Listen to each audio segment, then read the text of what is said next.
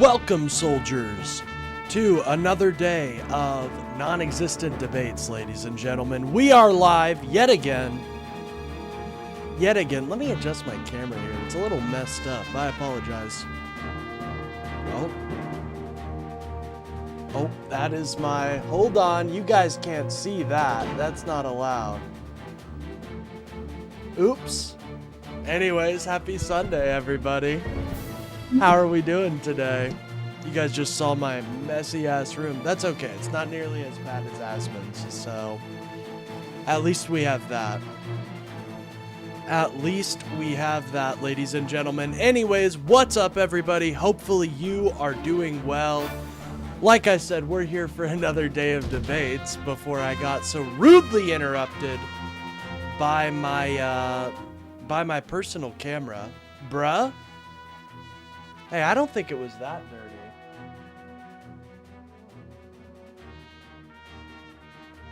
I don't think it was that bad.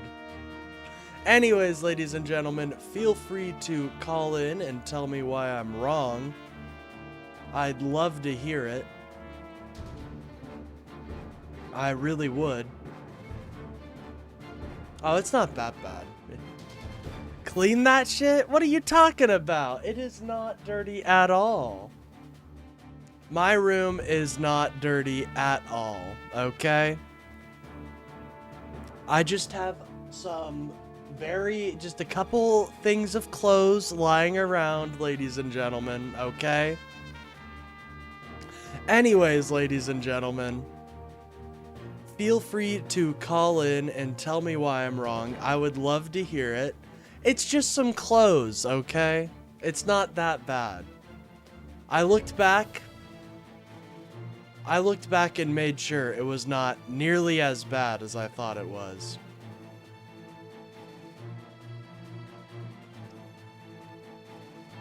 Oh yeah, we just some loose things lying around, okay? There's nothing too dirty, okay, ladies and gentlemen? Anyways, if you guys enjoy the stream, don't forget to like and subscribe. New poll? No. What should we do about Graham Plattner? Vote for him. That's what we should do. Anyways, if anyone disagrees with what I have to say, feel free to call in and tell me why I'm wrong. It's not that bad, okay? I have been in a lot worse situations, okay? I just need to pick up some clothes. Alright, I'm looking at the screen grab right now. Not nearly as bad as someone like Asmongold. Okay, Asmongold. I'm messing with you. Love you, bro. Oh, thank you. Hey, I am very self-conscious about my my room, and I do agree. It is. I do need to pick up a little bit. So, anyways, ladies and gentlemen, if you disagree with what I have to say, feel free to call in. We're already up to 13 viewers. I switched my category from news and politics to entertainment because I just wasn't getting any engagement on the news and politics side. Anyways, ladies and gentlemen, if you guys are new to the channel, don't forget to smash that like button. I do 2 shows every day, one in the morning and one in the evening. So if that interests you, don't forget to like and subscribe. You haven't seen mine? Oh, don't worry. We all, you just gotta make sure to clean every once in a while. As long as you're doing that, as long as it doesn't smell. So I haven't. So I went to, in high school, I went to one of my friend's houses, right? And that was, like, we all joke about Asmon, and Asmon's was pretty fucking disgusting. Do not get it twisted. But when I say the most disgusting house I've ever went in was that house, I mean that. I mean, there was shit on the floor. Just straight up, like, dog shit on the floor. The toilet was completely, I mean, it was a mess, ladies and gentlemen. It was a complete mess. Anyways, ladies and gentlemen, you guys aren't here to hear about my exploits inside of a dirty house. You are here to hear about news and politics. So, with that being said, there is quite a bit of strange news coming out. Whether it is about the ceasefire that doesn't exist, I guess. Like, it just, I don't know. Well, what's going on with that? It feels like we were very close to a deal, and now has it just stalled?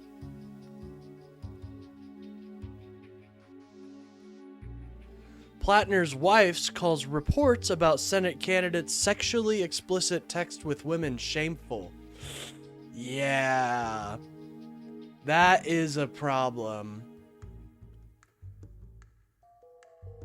Yeah, so the reason... man. Plattner is, like, he's such a dipshit, and he's so stupid.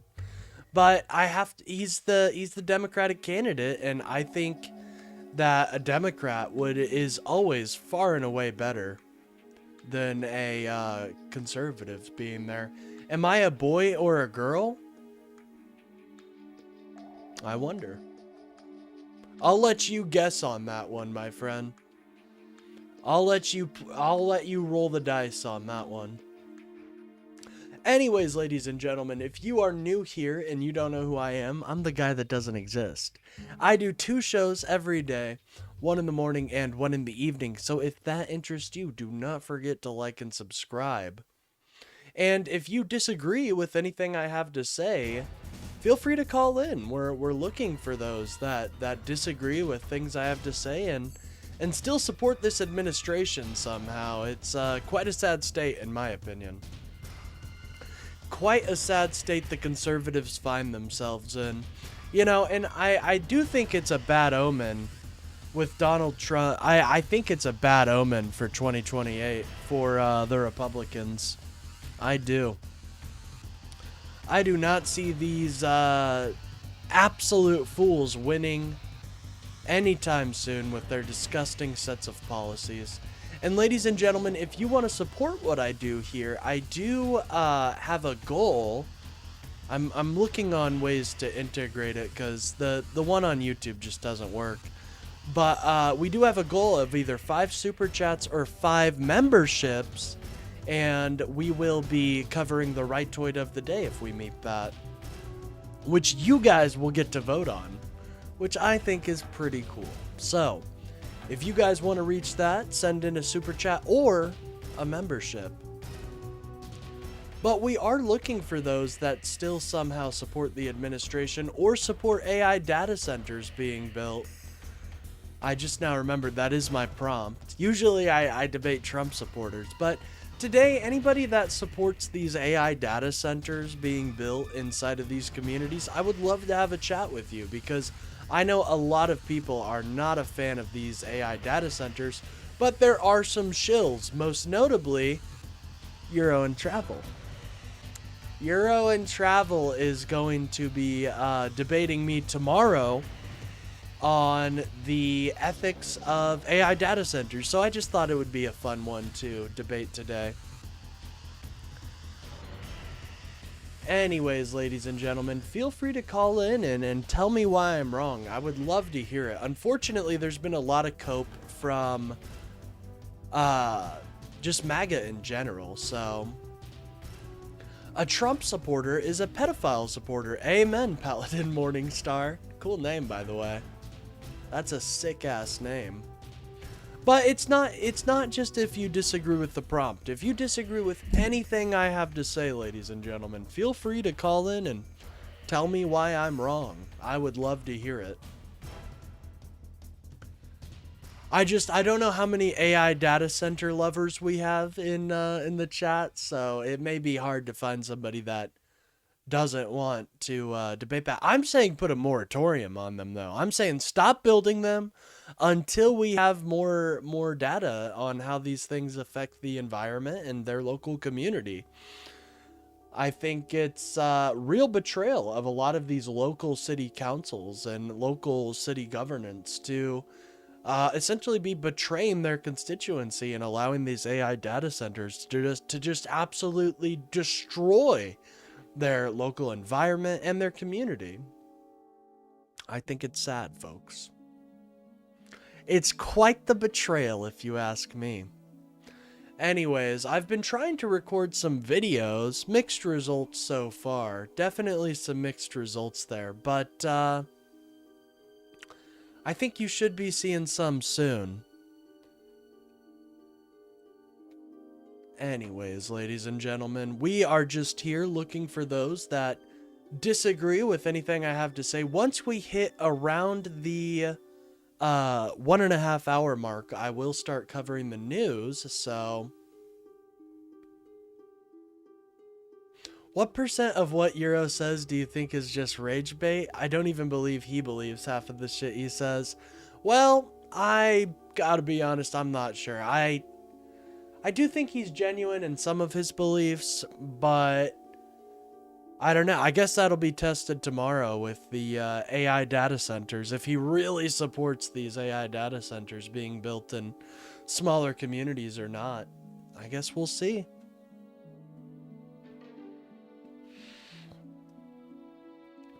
I think most people agree data centers on both sides. Well, that's not what Donald Trump feels. Donald Trump thinks that we need more AI data centers. All these little fuckers with no vision hating on prosperous future AI will deliver. Probably can't even breathe without AI telling you how. Modern day Luddites. I know.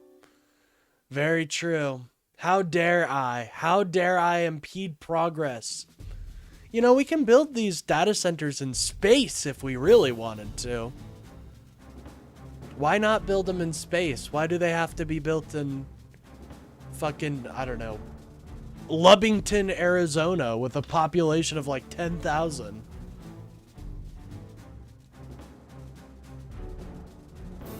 You know, soon they're gonna develop Lubbington syndrome. It's where your fucking hands are bigger than your head. And it's presumed to be caused by AI data centers. Data centers, especially in dry communities, are hazardous. Amen, Aiden. Amen. I totally agree. But like I was saying earlier, no, Donald Trump does not agree. Donald Trump wants as many AI data centers to be built as possible. As a matter of fact, he signed an executive order that would allow AI data centers to build their own power production plants. I like AI and Trump, but I don't like enough to have data center near me. Well, that's the thing, man. Like, I think number one, these are all one of the big reasons I have an issue with AI data centers is because a lot of it is presumption based. A lot of it is presuming that the AI industry will be as massive as predictors are saying it. And I personally don't really see a lot of, I don't see AI doing what it's really was supposed to be doing. So I don't know. Anyways, ladies and gentlemen, if you guys disagree with anything I have to say, feel free to call in. Also, if you support the administration, I am a liberal, so feel free to call in and tell me why I'm wrong about that. But if you guys are new here, I do 2 shows every day, one in the morning and one in the evening. So if that interests you guys, don't forget to like and subscribe.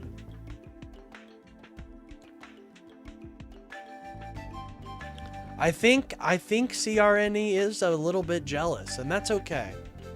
That's okay. They must have an oblonged shape head. They must be oblonged.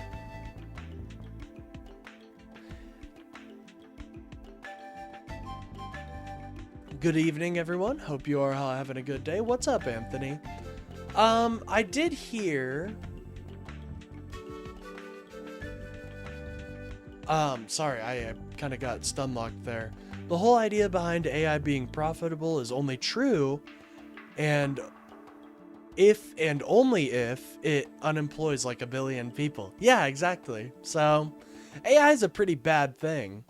There's a data center opening in my town. Well, there is a proposed data center to open near me, so I'm refining my debates and my talking points, so when I go into the town hall, I'll be able to fight against it more efficiently. You are a bald-headed monster on the liberal side.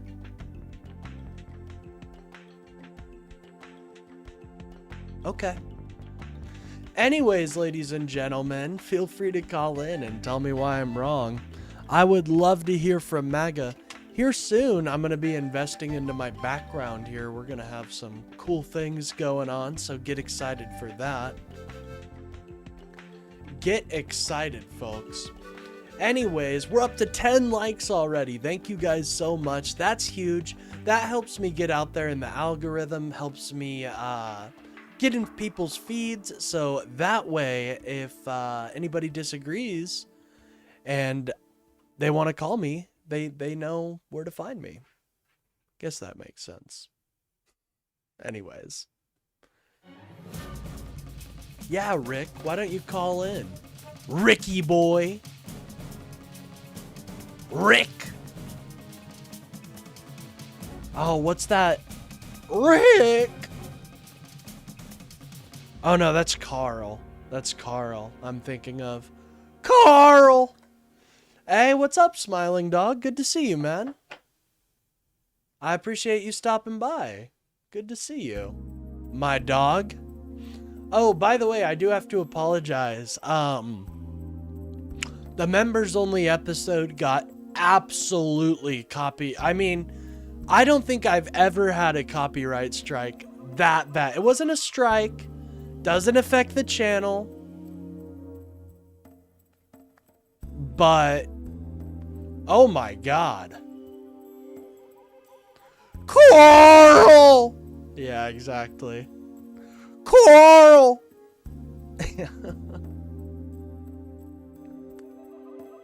Oh, don't worry. Don't worry, Anthony. I don't think there was too many insults. I'm okay with, if people want to insult me, I don't really care.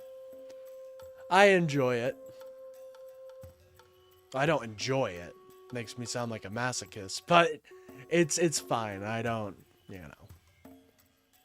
Always want to see a good debater? Well, let me tell you, I'm a pretty decent one. Unfortunately, it's more MAGA. They really haven't been too interested in calling in at all or debating, and I think that just shows that MAGA is kind of, it's on its last legs. I think after these midterms, it may be over, which is exciting to hear.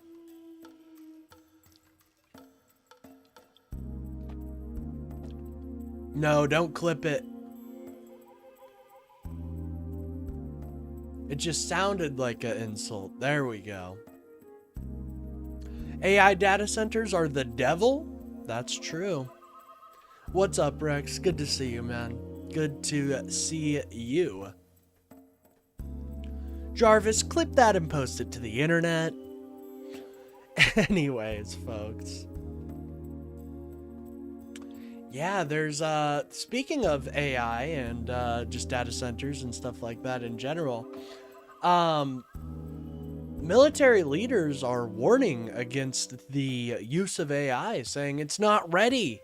But the Pentagon is pushing ahead, saying, what do you experts know anyways? So that's good. I'm sure that won't bite us in the ass. I'm sure that will be a smooth sailing, and everything will be okay. And if you don't think so, you're just being what we call a negative Nancy. I know, that's why I watch your channel. Keep up the good work. Well, thank you, Smiling Dog. I appreciate that. I really do. Anyways, folks, we are looking for those that disagree with the prompt or what I have to say about the administration, or those that are currently in power. Just ask Sarah Connor. True. True. Oh, I didn't see MAGA's on its last cankles. Yeah, what's going on with Trump's cankles? Those are bad. Get your steps in, man. Skynet will come for us all. Well, I'm not even necessarily afraid of Skynet, although there is some very strange evidence, like, to suggest that, well, I don't want to say that because it is very conspiratorial to an extent. There is signs to suggest that AI might be a little more aware than we think it is. It might be a little bit more, like, how would I compare it to? Like, I don't know, like a dog, kind of. A dog knows that it's a dog. Well, a dog doesn't know it's a dog. I don't know. It's so weird. It's so weird, this fire we're messing with. Grok, show me a picture of happiness. What would that be a picture of? Probably... What does happiness look like for me? I'm already pretty happy right now, so I guess that answers itself, doesn't it? I am already pretty happy right now, so... Grok, why are my feet blue? Well, that might be because you have to go outside once in a while. No, I agree. Dogs are smart. But dogs are alive. To whereas, I don't know. It's supposed to act that way as well. I don't know. It's very hard to dictate on whether these things are, like, what do we consider sentient, Happiness is feet pics? Whoa. Disagree. I'm not a foot person. Personally. No shame on those that are into the feet, okay? No shame at all. I'm just not personally into them. Also, AI isn't doing what I want AI to do, which is I just don't like the... Okay, AI isn't doing what it was sold to us. Like, where's the AI in video games, for example? Like, I don't know. Like, I feel like you could do a lot of stuff with AI, but it seems like it's not nearly as useful as it should be. I don't know. That's just that's just a personal example.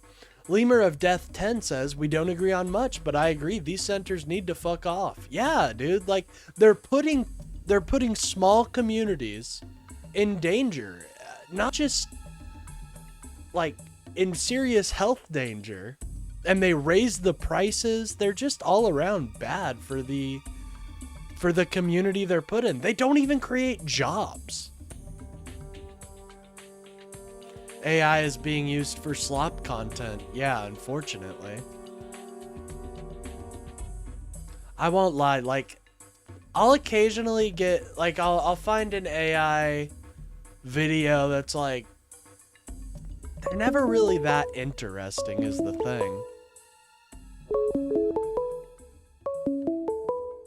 Alright, one moment. We got a call coming in. Call from Michael. To accept, press 1. Hey, Michael, how are you doing today? Good. Taking a break from studying for the LSATs. Got you. So, do you disagree with anything I've said on the live so far, or with the prompt? Honestly, I was going to ask for some study advice for the LSATs, if you had any. I would not have any study advice for the LSAT personally, but I wish you luck. These nuts on your chin? Oh, that one was good. Fuck yeah. He got me on that one. That one was pretty fucking fire, bro. That one was good. I really like that. That one was good. I'm going to use that. LSAT, okay? Yeah, I'm studying for the LSAT. LSAT, these nuts on your face. Oh my god, that was fire. Oh, that was so good. I'm sorry, guys. A good fucking meme like that, they sold me too. I was like, oh, you're studying. Okay, that's great. They got me. Hey, I'm willing to admit when I got.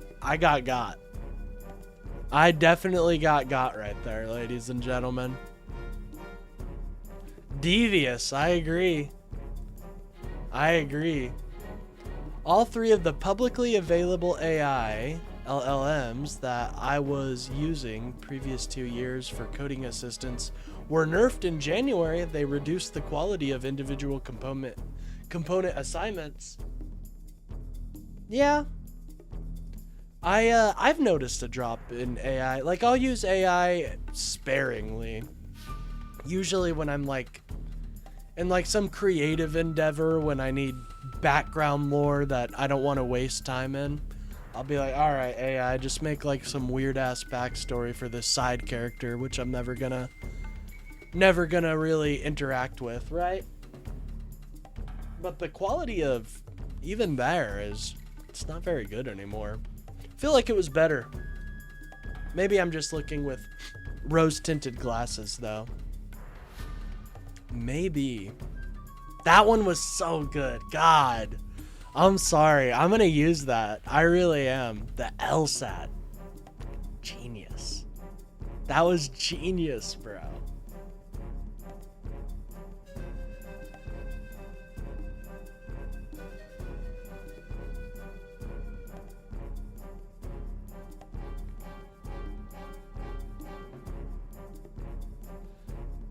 Well, I don't... Okay.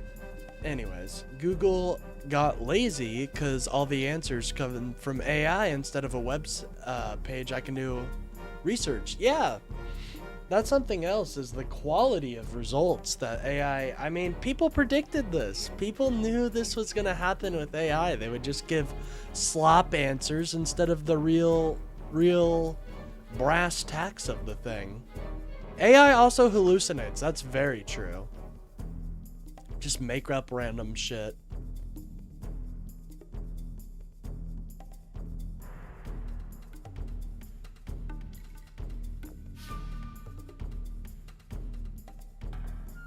Sorry, one moment, folks.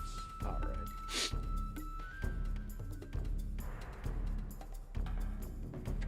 I do definitely think that putting my tag as news and politics was a misstep. And I had a feeling that that was going to be the case, because I've gotten way more views than just the last couple minutes than I have in, well, actually, hold on. Anyways, if you guys are enjoying the stream, by the way, do not forget to like and subscribe. It really helps out the channel, gets me boosted. We're already up to 19 likes. Are you guys serious? You guys are putting in the effort.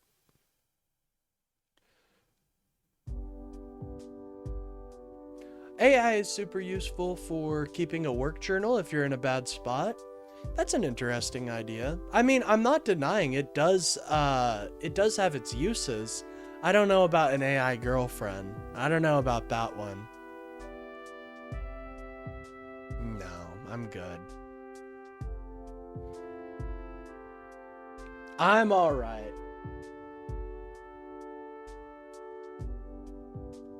Yeah, exactly. If an AI is self-aware, it'll just be a normal girlfriend. They'll have rights. That's something else. What if they're secretly alive? And that's why these data centers have to be so big, ladies and gentlemen. What if they're secretly alive? Hey, what's up, all about YouTubers 13? Reform UK says hi. Well, what's up? I don't know if Reform would be a fan of mine, but anyways. Yeah, like I'm seeing people that I don't normally see. It's very strange. Weird things YouTube has been up to as of recent. Anyways, folks, if you guys support what I do here, don't forget to like and subscribe. And we do have a goal of 5 super chats or gifted memberships, and we'll have a Rightoid of the Day vote, which I'm always a fan of personally. I am always a fan, whether it's Asmon, from Asmon to Fox, we cover them all out here, ladies and gentlemen. And again, shout out to Front Mission 4. Important notice, you can do -AI in Google. Ooh, that's interesting. You might have been shadow banned by the algorithm. Well, I still think I might be a little shadow banned, but that's okay. I don't know about that. Why would they shadow ban me? You know what I mean? Like, I'm super PG friendly. I try to be, especially with this one, I try to be inclusive. Notice how they don't put data centers in places where people like Zuckerberg, Bezos, and Gates live? Very true. Also, why can't we put these data centers? I really do think an effort should be had to put them in space. Those people live in dark, evil dungeons underground. That is also true. They do. God, imagine what it must be like to be those people. The techno overlords of our society. They live in a completely different universe, dude. A completely different universe. Like the daily struggles Zuckerberg goes through and the daily struggles you go through are astronomically different. Like, have you ever been about to brush your teeth and you're like, and you're always like, oh shit, I'm out of toothpaste. They don't have to deal with that.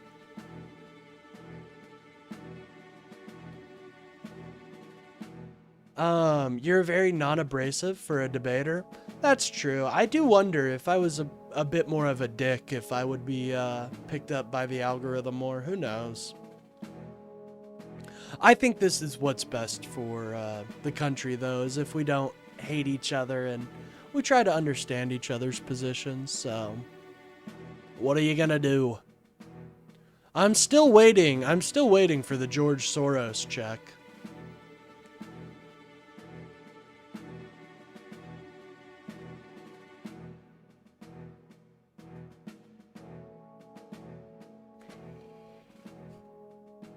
Oh, we've got a defender.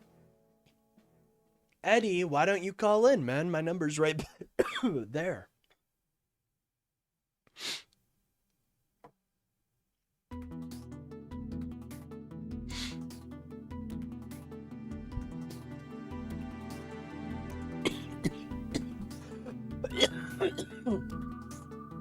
Excuse me.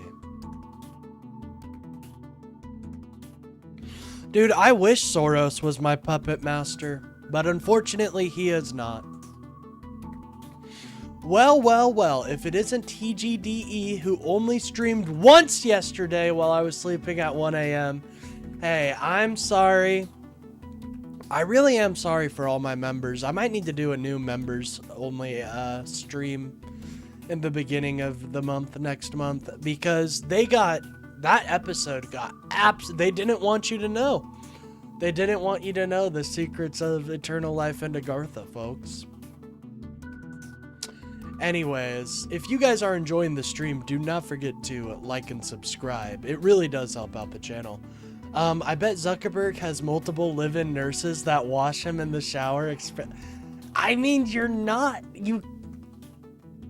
it's impossible to know, right? You want to work forever? I'm tired of working. I do agree that we may live in a post-work society, but we don't have the infrastructure to live in a post-work society, so I would start advocating for social programs before I advocate for AI. Because what happens if AI puts you out of a work and there's no programs for you? There's nothing there. Oh, you just don't have a job now. And that's it. Zuckerberg has never eaten food. That's true. That is true. That's not true, though. The losers are the workers that are put out of a job. See, this is AI exceptionalism. This is AI exceptionalism at its finest. And it does have a bit of the 2 weeks in it as well, where it's like, AI is going to do all these amazing things, you know? We just have not seen it yet. We just haven't seen the evidence of it yet. Like, that's great.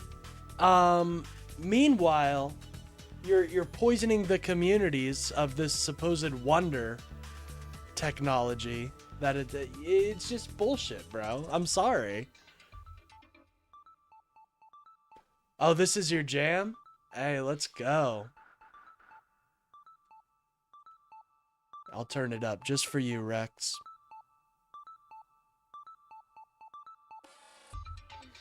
Whoa, a YouTube live that isn't an insufferable weirdo complaining about politics? Kill us like the Terminator. It'll kill us much more boring way. Agreed. Well, I do have bad news for you, Mick Dinkle. I do talk about politics pretty frequently, but today is different. Today I'm having a debate about AI with Euro and Travel tomorrow. So I wanted to prepare myself, see if there are anybody that could offer some good criticisms for my position. But usually I don't deny my bias that I'm a Democrat and a liberal, so. Zuckerberg takes nutrients and gets rid of waste by simply swapping out his entire blood supply every 2 to 3 days. Oh, wow. Lucky guy. He makes other people do his pooping. And makes sense, makes sense. Gotta get a new one, you know?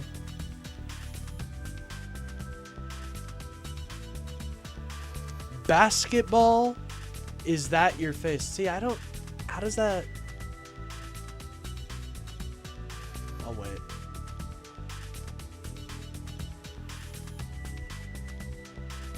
Oh, fuck, I won't be missing that one. Oh, yeah, definitely not.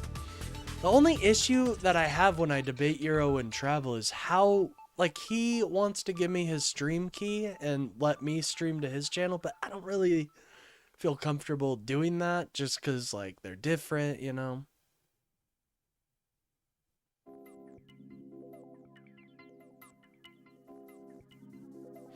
No, stay away from the politics. Seems like you are getting way more attention with the debate topics like this. Well, maybe. But, I mean, I've always been into politics. And AI regulation and politics, obviously, they go hand in hand. So, I would say that this is very much a political topic.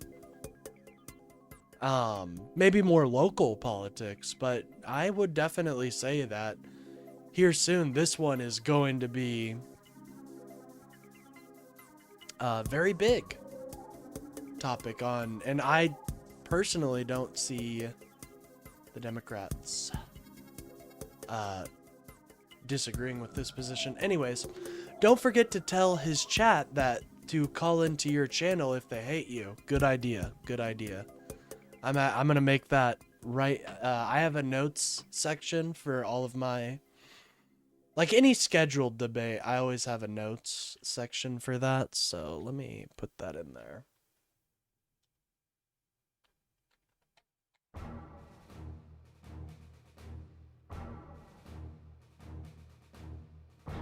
Zuckerberg has a pitch hitter for his sex parties.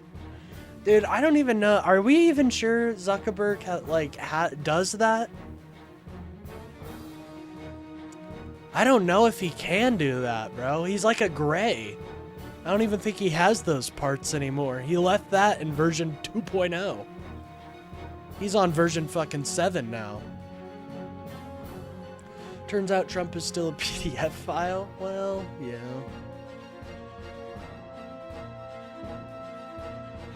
I think I have a broken metatarsal on my foot. Oh no!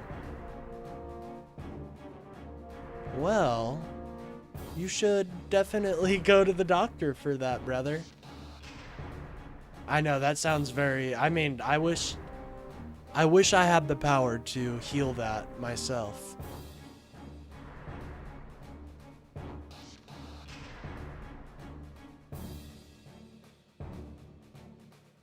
Yeah, I think Zuck at this point has transcended. Well, descended, transcended, anybody, you know what I mean. But yeah, I think he's past sex at this point, guys. Yeah, I don't think, think he's way past that. AI will fix my foot. Well, shit, if you listen to the AI bros, it's supposed to. Like, where's my auto dock? I still don't have an auto dock, ladies and gentlemen. I've been waiting on that one for a while. Like a Ken doll. Exactly, Lemur of Death. Exactly. Oh, I didn't know that, Distinct Dental. I'll send a message to Trump. Maybe he'll get on High Inquisitor's foot. Fix my foot, TGDE. Be a real streamer and demonstrate supernatural powers. Okay. It's healed. It's good now. You're welcome. I'll expect $200 super chat within the next hour, or I will break it again.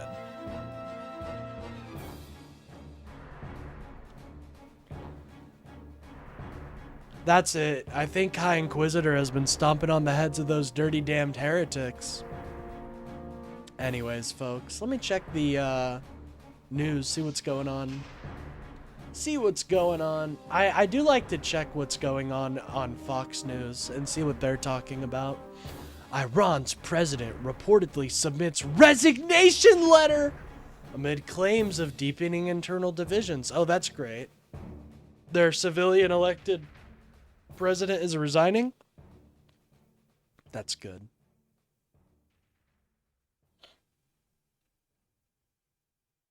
That's good. Did you see Utah police released a statement over the Lego drama? I did. I actually watched Moist Critical's video about it. Such a bad statement. Such a bad statement. Honestly, this Lego scandal really does expose a lot into the, expose some serious flaws. Yeah, it seems like a bunch of baloney, right, Rex? Seems like a bunch of baloney coming from the fucking cops right now. Dude, Reckless Ben has some serious, he's got serious claims. Moist? Yes, Moist Critical. The Home Dog. You know him. His name is Charlie. He's the guy with long hair, beard. Cool dude. He's also pretty liberal, which is always good to see, because there's not many of those in that space right now.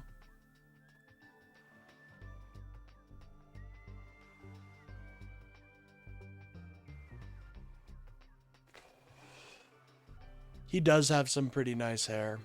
I'm pretty envious, I can't lie.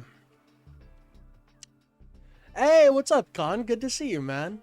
What's up? How you doing today? We're debating AI today. Yeah, I do think I've been like... I hate to say that, like the idea of shadow banned or something like that, but if you compare how many views my streams would get and how many views it gets now, it's very strange. I don't know.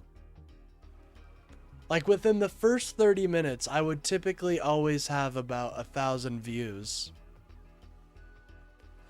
A data center sounds beyond awful. I totally agree, CrayCray420. Cool name, by the way.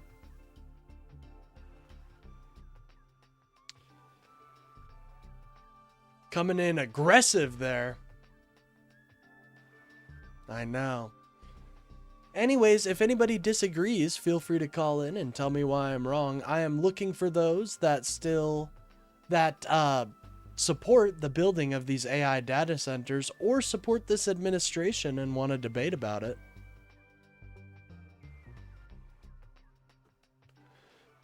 Is about to use the U.S. mail to stop illegal votes. Well, I don't know how he's going to do that. Those don't exist. What illegal votes have happened? What's up, Norbert? How are you doing today?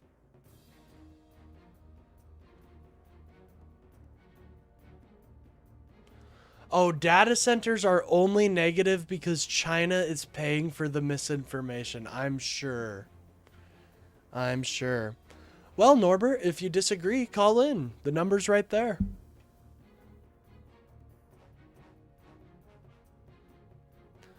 You mean being... So, Tom, I wonder, Tom, why is being concerned about the state of your country for neurotic people?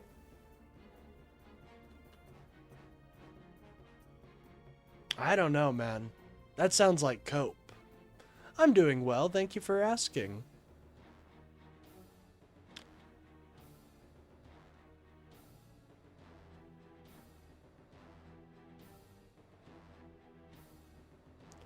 You were back on the YouTube recommended this morning, but it didn't pop up for the night one. Well, it's not that I don't know. The YouTube recommended doesn't really... I don't know, it's weird. No, there's no indictments have come from people illegally voting. There's been a case of like 50 across our past like 10 elections, dude. Anyways, feel free to call in. Where are you guys seeing Jose? Oh, Jose.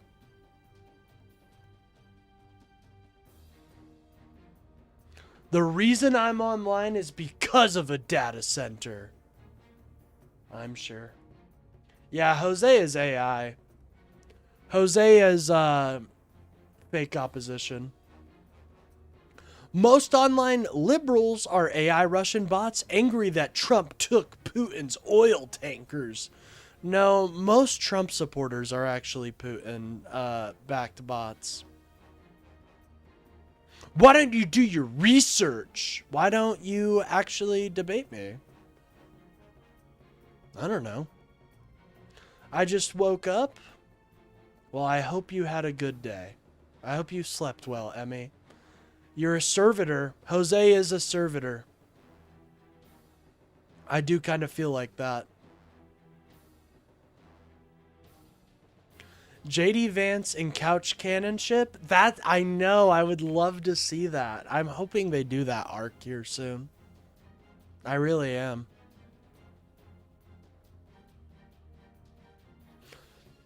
Anyways, folks.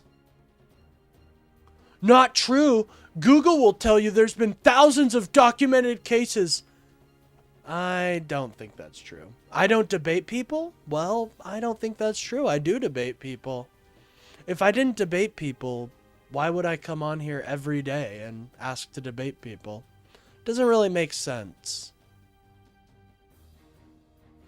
Yeah, dude got lobotomized by the AdMech. Poor guy.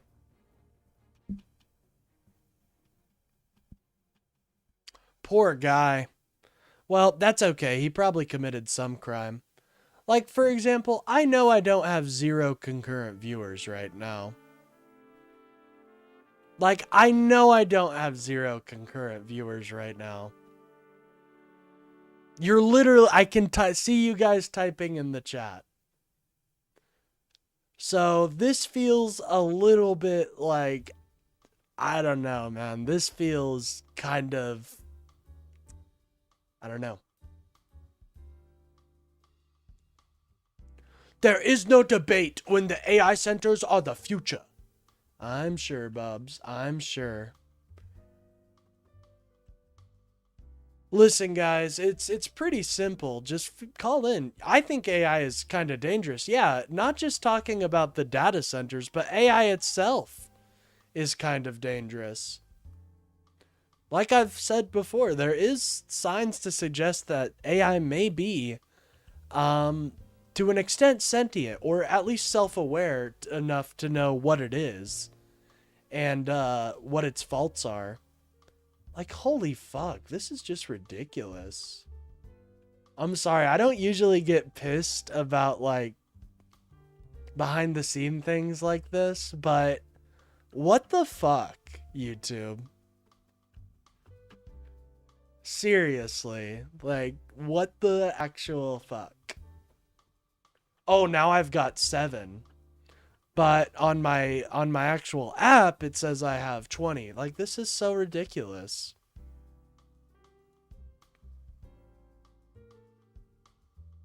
What's the number one problem with the data center? Well, it's multifaceted. There's not just one problem. No, Clayton Bigsby, I don't ever actually wonder that.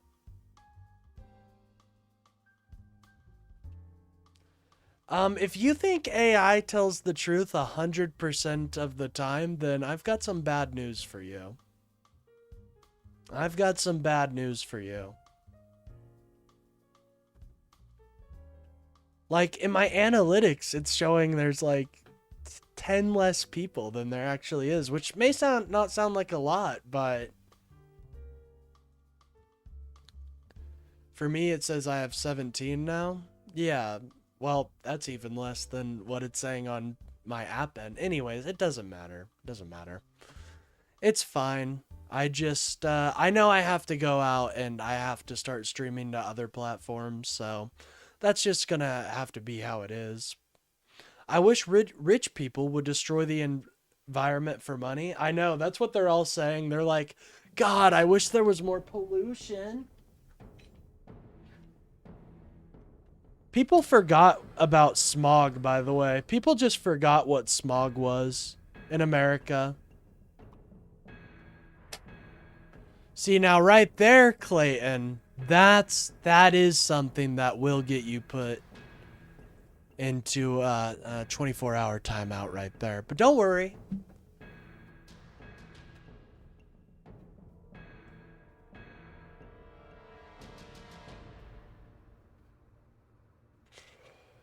Guys, have you guys seen the new cope coming from the I'm assuming the AI overlords or the tech overlords saying and you see it with Bob right here. We won't be able to have the internet without these data centers. Shut the fuck up, bro. That is totally not true. Most of the data centers are going to have their own nuclear power plant. Just like I'm going to have, just like I have a BMW and a Maserati. Or I'm going to have a BMW and Maserati. Yeah, I'm sure. I'm sure.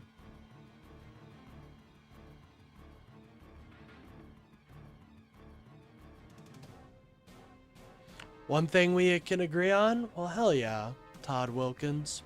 If you guys are new here, don't forget to like and subscribe. Here, hold on. Let me let me do my folks.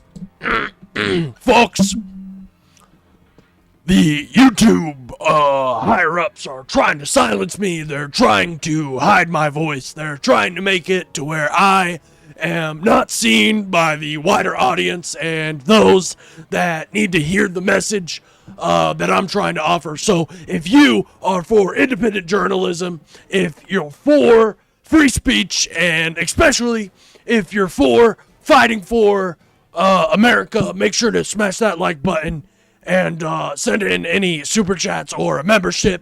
Memberships help me greatly. They help me have a constant revenue source and help me have financial stability. But super chats are a great way to boost the revenue and get things you want to see much sooner. So, always a benefit on either side of those. And ladies and gentlemen, if you're not subscribed already, make sure to subscribe because you're the only way that we are able to fight against the YouTube algorithm that is so obviously trying to hide me from the American people. Okay.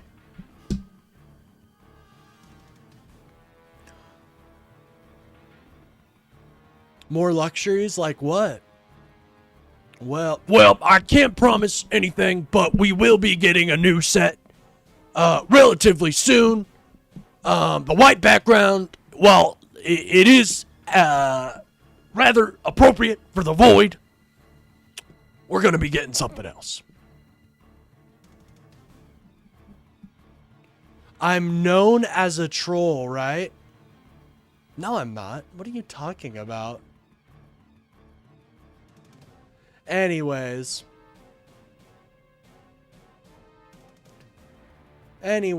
listen guys, I'm sorry you guys are so upset that I'm able to have a successful channel, okay? I'm sorry.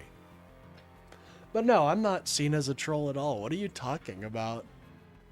I've got serious friends up and high up places. What are you on about, man?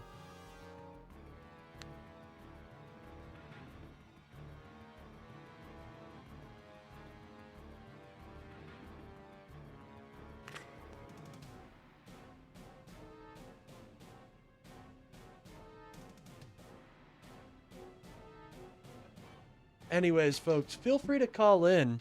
This is a sad showing from all my AI data center heads. I thought I'd see more. By the way, we're already up to 30 likes. Thank you, guys.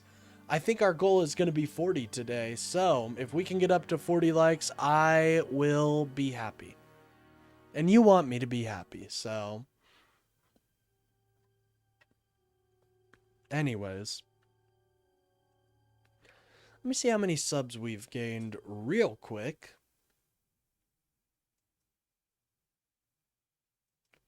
RQ.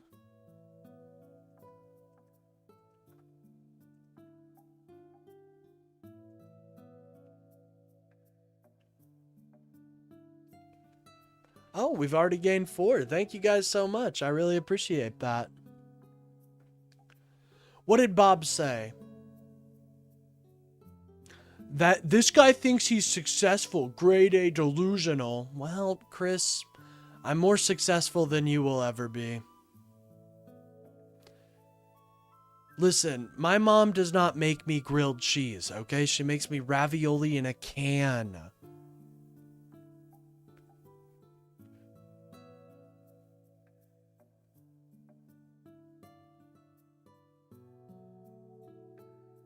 Anyways, folks, feel free to call in and tell me why I'm wrong. Honestly, it's a sad showing. I'll probably get on to the news if, because MAGA really isn't, they're just not calling in right now. Nor are the AI tech center bros. Unfortunately, I think because the reason they're not calling in might differ. Well, actually, social anxiety, you know what I mean? Ravioli in a can is fire? I know, man. I love it when my mommy makes it for me. Anyways, folks, feel free to call in. Tell me why I'm wrong.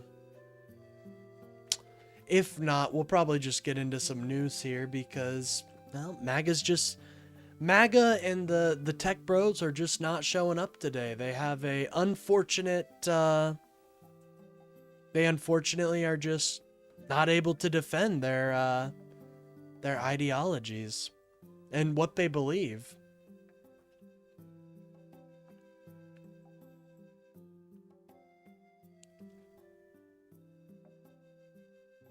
Anyways, folks, feel free to call in. Chris, man, I don't know why you're such a hater, bro. Like, it's sad. Poor guy. I don't know. It's like I personally did something to him or something. Very triggered.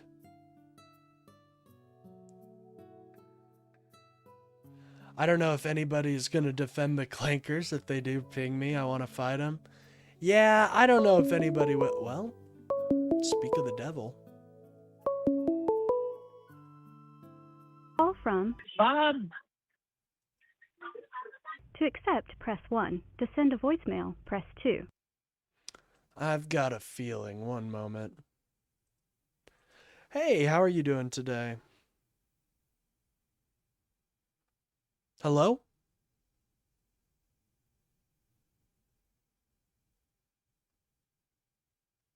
Hello?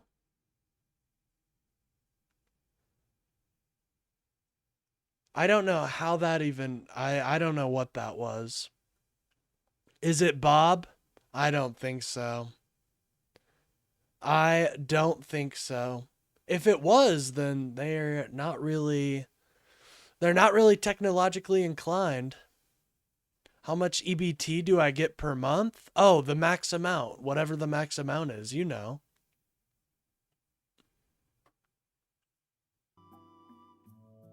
Obviously, whatever the max amount is. Alright, Chris, I'm just gonna be honest. You're annoying as fuck. Get the fuck out of here, loser. We don't need haters here. Well, we do, but a hater like that man, he's been here multiple times, never called in. He's just kind of annoying me. Hey, what's up, Carolina? It's been a minute. How are you? Exactly. That's what I should have said. Enough to get your mom dinner every day. Didn't think of that one. Damn it! Anyways. How did Tallarico and Memdani get exposed? What? What did they get exposed for? Bye, Chris? Amen. What's up, Aloha Kitty? How you doing today? Cool name. Aw, thank you. Yeah, if he wants to get unbanned, he can call in, but honestly, I feel like the stink would follow him even to, that stink's gonna follow, you know what I mean? That stink's gonna follow.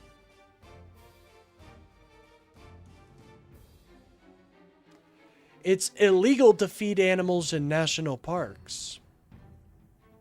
That's interesting. Doing good? That's great to hear. By the way, if you guys are new to the channel, do not forget to like and subscribe. It really helps out the channel and gets me boosted out there in the algorithm.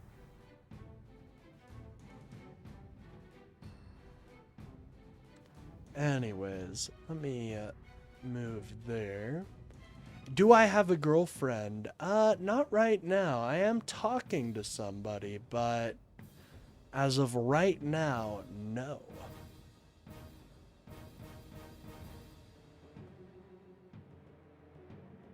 Anyways, they had to stop fact-checking because the news said it was partisan.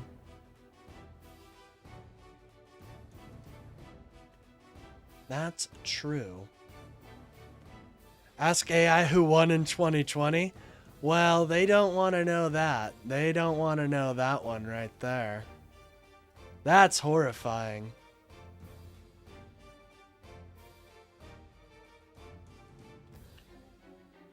I saw some deer yesterday. They were cute.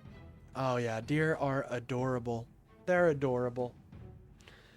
Anyways, folks, feel free to call in, tell me why I'm wrong.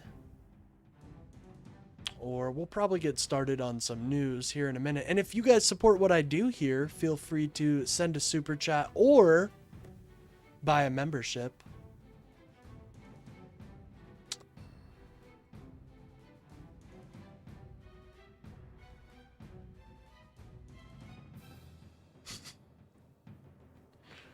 Anyways. Making me blush out here, Carolina. Making me blush. Anyways, let me see what's permeating on the ether waves, and we'll get started. Biden won. Amen.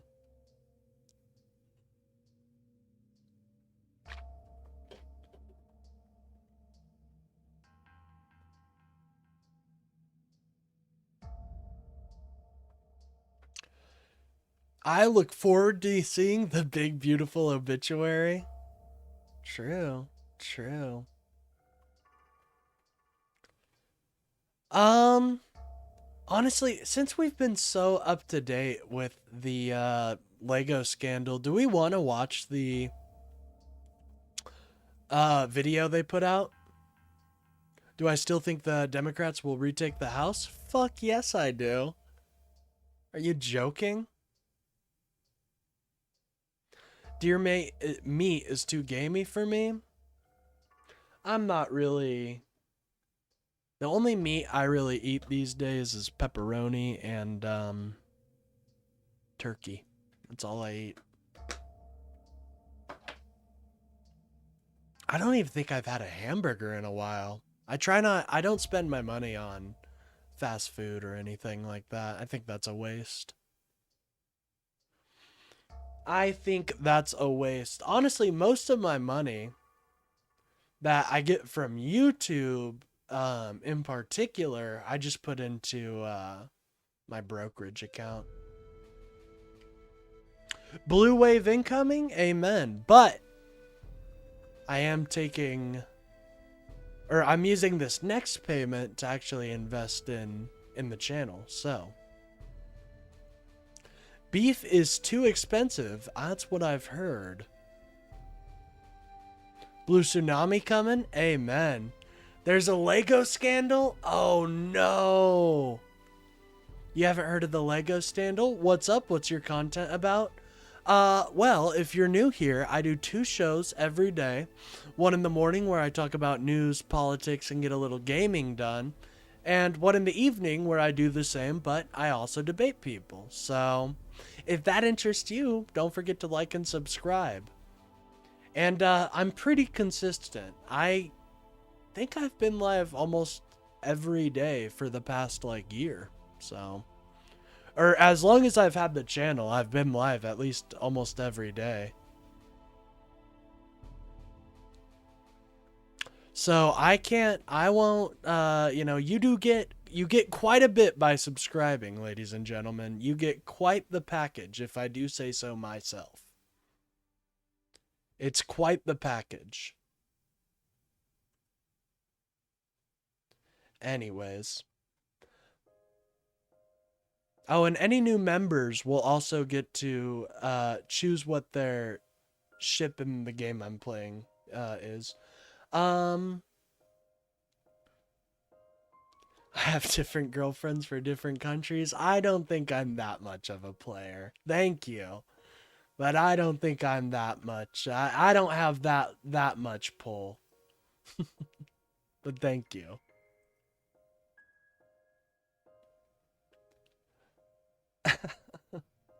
I appreciate it though. I do.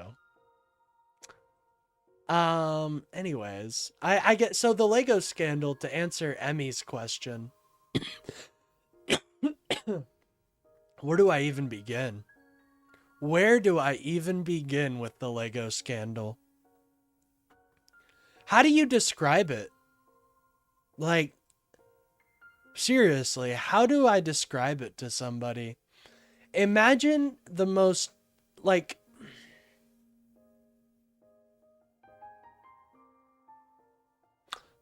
imagine the most corrupt plot you can. I would say go back and watch my previous videos I did in the morning. And I'll send it once I get off the stream in the Discord, the original video, but you gotta watch that because I can't do it enough justice. I really can't. There's so much to it. It would be impossible.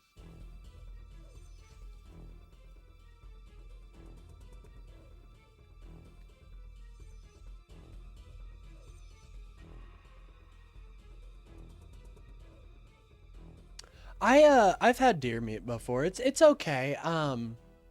I would agree with Timmy that it is definitely a little too gamey for me. But oh, we already have bombers. Hmm.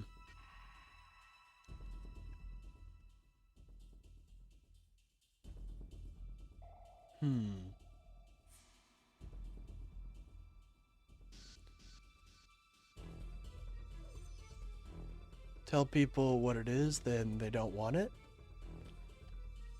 Elk tastes good? I've heard elk is actually pretty decent.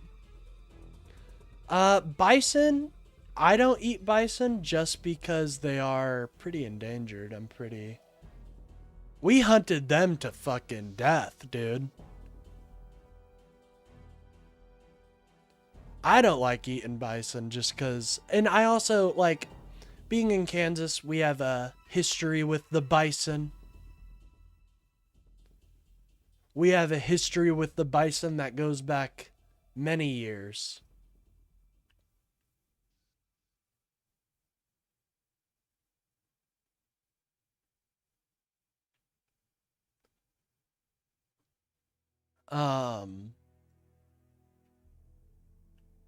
So that's why I'm a little bit more of against the bison meat, just because they're beautiful creatures. They really are.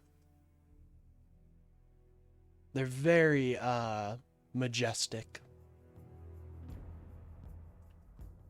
Like at a zoo we have a nearby. We have a observatory, and it's really we have bison that graze there, and you get to look at them. It's very cool.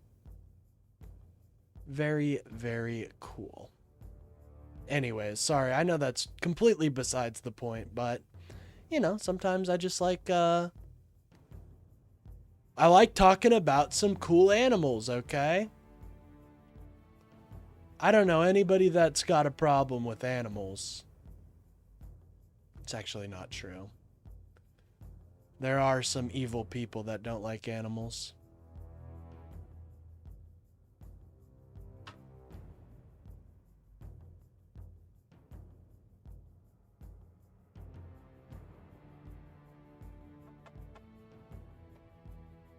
Hey, there we go. Bison in the chat.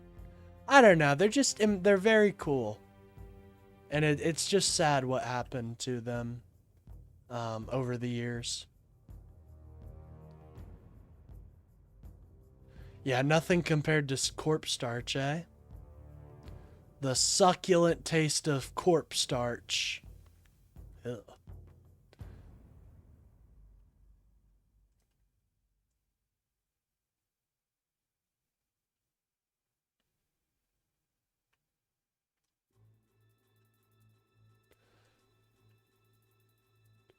Don't mind the eating of bison because that creates a market for them. Not the preferred option, but they don't hate it either. Interesting. That is interesting. I don't know.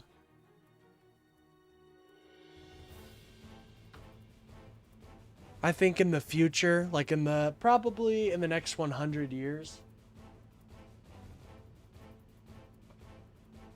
In the next 100 years, I think we'll probably stop eating meat. Like it'll be like a social faux pas.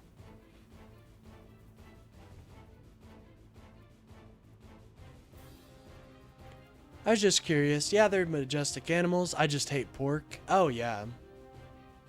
Pork is, I think it's sad because pigs are so smart.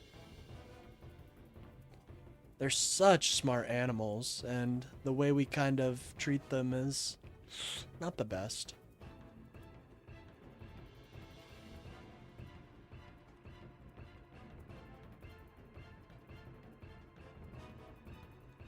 I will never stop eating meat. Well, neither will I. I'm addicted to it. We're addicted to meat. What can we say? No, I'll never stop eating meat either. Are you joking? But in the future, I do think it'll be seen as kind of this relic of the past. But definitely not right now. No, of course not. You joking?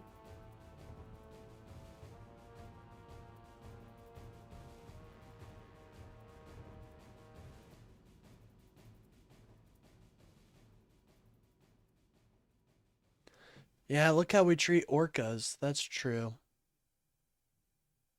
And just dolphins in general.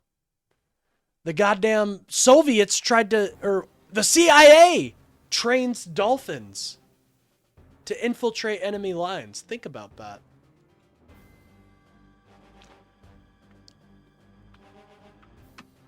We have CIA dolphins. And personally, I'm okay with not having healthcare for CIA dolphins. I'm gonna be completely honest with you guys.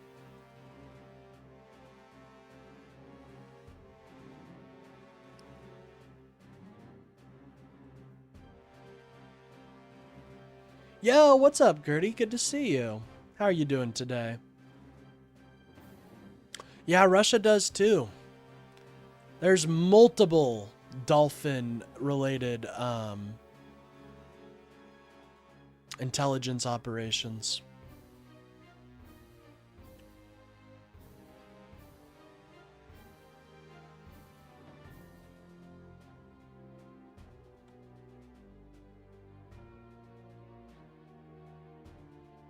Doing good? That's good to hear. LSD dolphins deserve healthcare? They do. They do. And the fact that we can't get them healthcare is a little ridiculous. In a nation as rich as ours, no dolphin should go without health insurance. Okay, this is so weird. So Gertie's message that was hi Con, right? It auto-translated to my child. It was so weird. Why did it do that?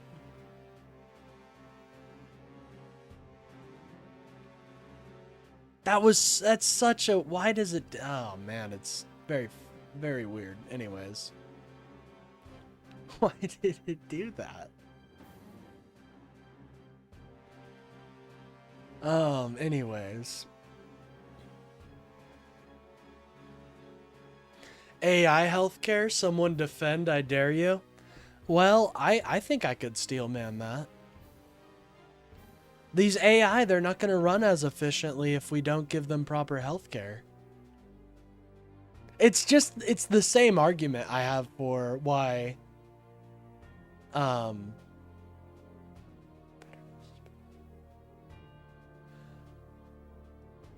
it's the same reason why I think normal healthcare is good.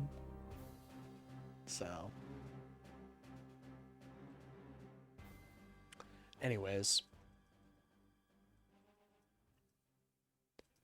do a Marlboro breakfast and a White Monster lunch. I've heard that's the average diet of your American worker, actually. So I think that's healthy.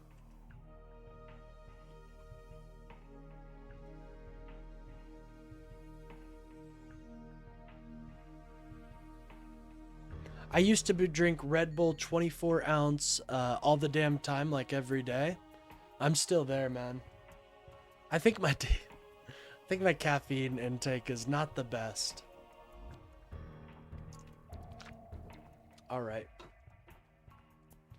I need to name some of my commanders. Tomorrow on the morning stream, anybody that I see in chat, I will name as one of my commanders. So, incentives to be in chat, ladies and gentlemen, tomorrow in the morning.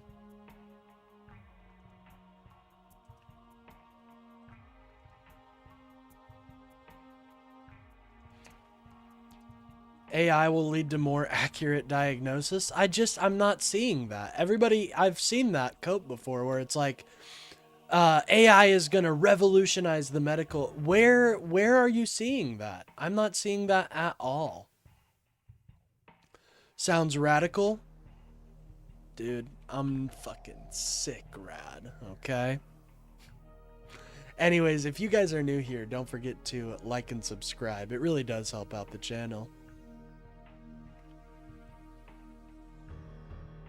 Anyways.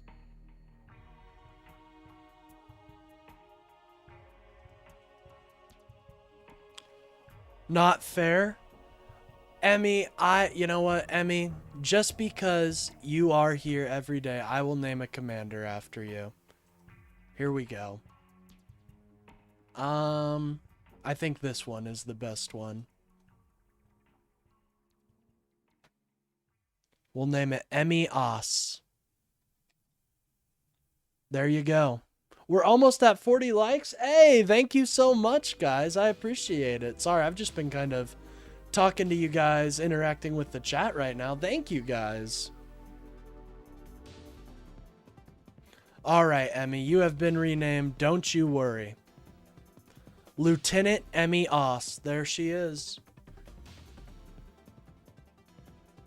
Energy weapon mastery. Okay. You're a big fan of energy weapons, apparently. And you got some special implants, so that's cool. That's always fun.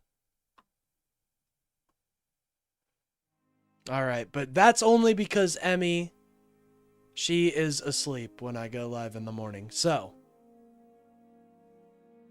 everybody else, better see ya. Anyways, okay, let's actually get into some news. Utah police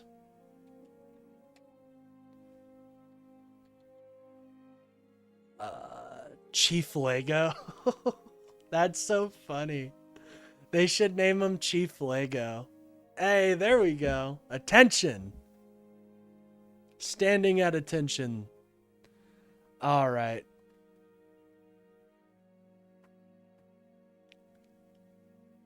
Oh man, this is okay. We're gonna watch this. One thing you do have to keep in mind though, this dude's voice is very hard to hear. So if you guys can't hear it, I may move on, but it is kind of funny. There's a lot of points in which they lie. Anyways, let's begin.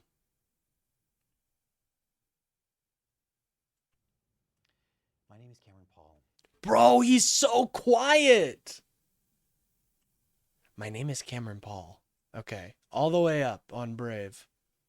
And I am the Chief of Police for the American Fork Police Department. I'd like to address the members of our American Fork and Cedar Hills community regarding some videos currently circulating on social media that have been presented in a way that calls into question some of the actions of our department. These videos are affiliated with an influencer on YouTube and other social media platforms and stem from a dispute involving Legos. What's Emmy's name now? Emmy Oss. That originates in the state of... I mean, if technically... I mean, we're so far in the future, Australia could be a name. Oregon. So I could do Emmy Australia. Presenting 4 different cases and police responses from our police department, and will provide a detailed overview as to what happened and what our actions were.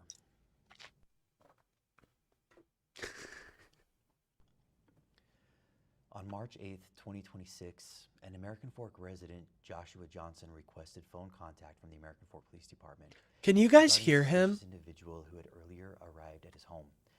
Officer Tonga with the American Fork Police Department contacted Mr. Johnson by phone. Mr. Johnson reported that earlier that same day, a suspicious male had been at his everything residence. is up. He stated the male was wearing a baseball cap with a UPS logo taped onto it.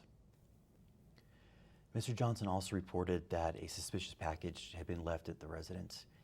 He explained that what appeared suspicious was that the shipping label did not look legitimate. Yeah, package was Emmy later is a determined to CIA agent. We've all come to this agreement. Australia isn't real. It's a fake place. contain rubber ducks. Mr. Johnson reported Rubber ducks. Tom, you've been in here literally the entire time. Is that a Wizards 101 profile picture? Hold on. Is that a Wizards 101 profile picture? Or am I tripping?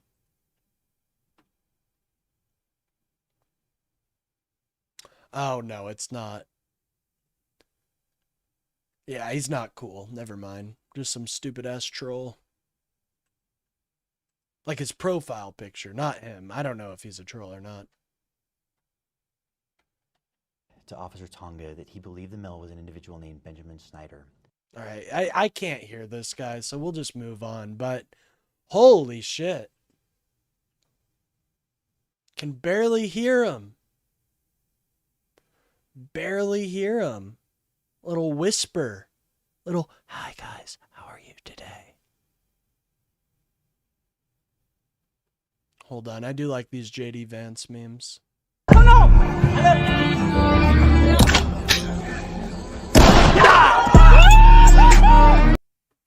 Hold on, I just now realized I turned my Brave up. That probably killed your eardrums.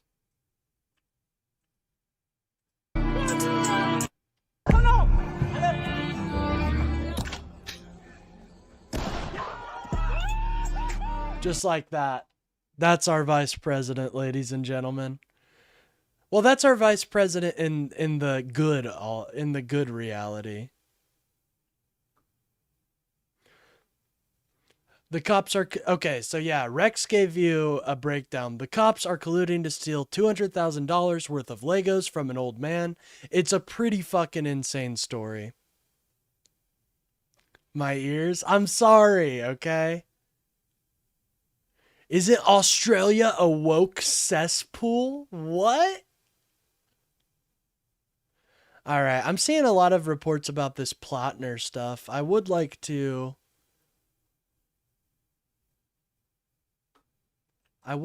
look into that, but vaulting my equilibrium into the ether. I'm sorry. I do have an effect on people. I'm sorry, guys. But I mean, come on. Look at our vice president's sick fucking moves. Oh! Whoa! Now imagine if he could actually do that. Peter Thiel's vice president. True. True. All right.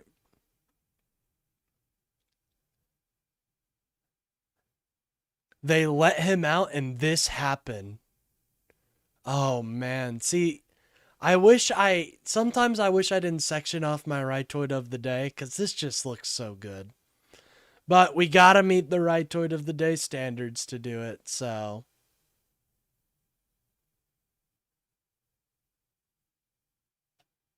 Dems are actually in the strongest position in decades. Wow.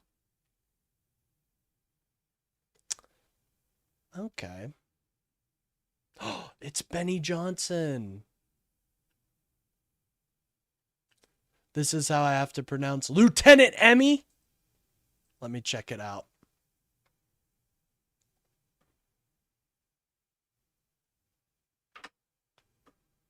Lieutenant.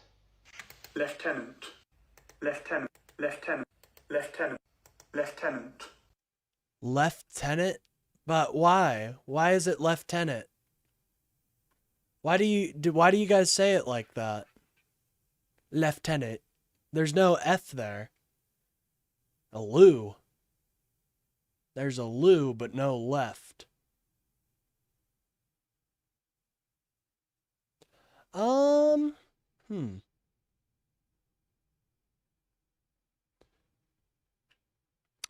this woman got interviewed. That's interesting. California passed the Stop Nick Shirley Act? Oh no, it's over, guys. It's all over. How do you pronounce Colonel? I know, there's no R there. Okay. If I was a stickler, I would have said colonel, but I didn't. Man, there's really not much. I mean, what let's go to news, see if there's anything we're missing. Oh, okay. We've got some Epstein news. Let's take a look at this. Aussies don't, Brits do? Oh, okay. Got you. The DOJ may be releasing the list of Jeffrey Epstein's clients. Will that really happen? It's sitting on my desk right now. It's sitting on my desk, she says. She knows she's lying. No, it wasn't. That is one of those moments that lives on in this Epstein saga. Pam Bondi making claims she Kinda could not support, does. later ousted as Attorney General. She was back in Washington, though, and this is a big deal today, going under oath, facing lawmakers' questions under the force of law about Epstein and specifically the Trump DOJ's handling. Now, there was the effort to have this as a more public on-camera hearing, but then she was fired. House Republicans changed the term. There's a mob that Still, hang out though, at my useful to uni. get her talking Oh, to that's not Congress at all. good. Here, though, Bondi wouldn't have to answer the questions technically under oath, and the proceedings would not be videotaped, although it's similar to under oath when you speak to Congress because there are consequences if you lie and the DOJ wants to do anything about it. They released her opening statement where she said the DOJ did blunder on redactions, that there were errors. Now, you might be thinking, wait a minute. Is she outing herself? Is Pam Bondi saying she made the errors? No. This is Washington. This predates the Trump era where officials, if they're ever saying something bad happened, they're probably following it up with who's to blame. In her case, she blames her replacement, Acting AG Todd Blanche. I delegated oversight over the process to him, she says. And so today was useful in some ways, although House Democrats said that had there been true cooperation and transparency, it could have been far more useful. A disservice to the American people that this interview is not being recorded, videotaped, and then released to the American public. Yeah, why wasn't it? She said, and That's I quote, so fucking annoying. Like, why wasn't it recorded? I think it should have been recorded. But they didn't want it. The House Republicans said, no, sir. No, sir.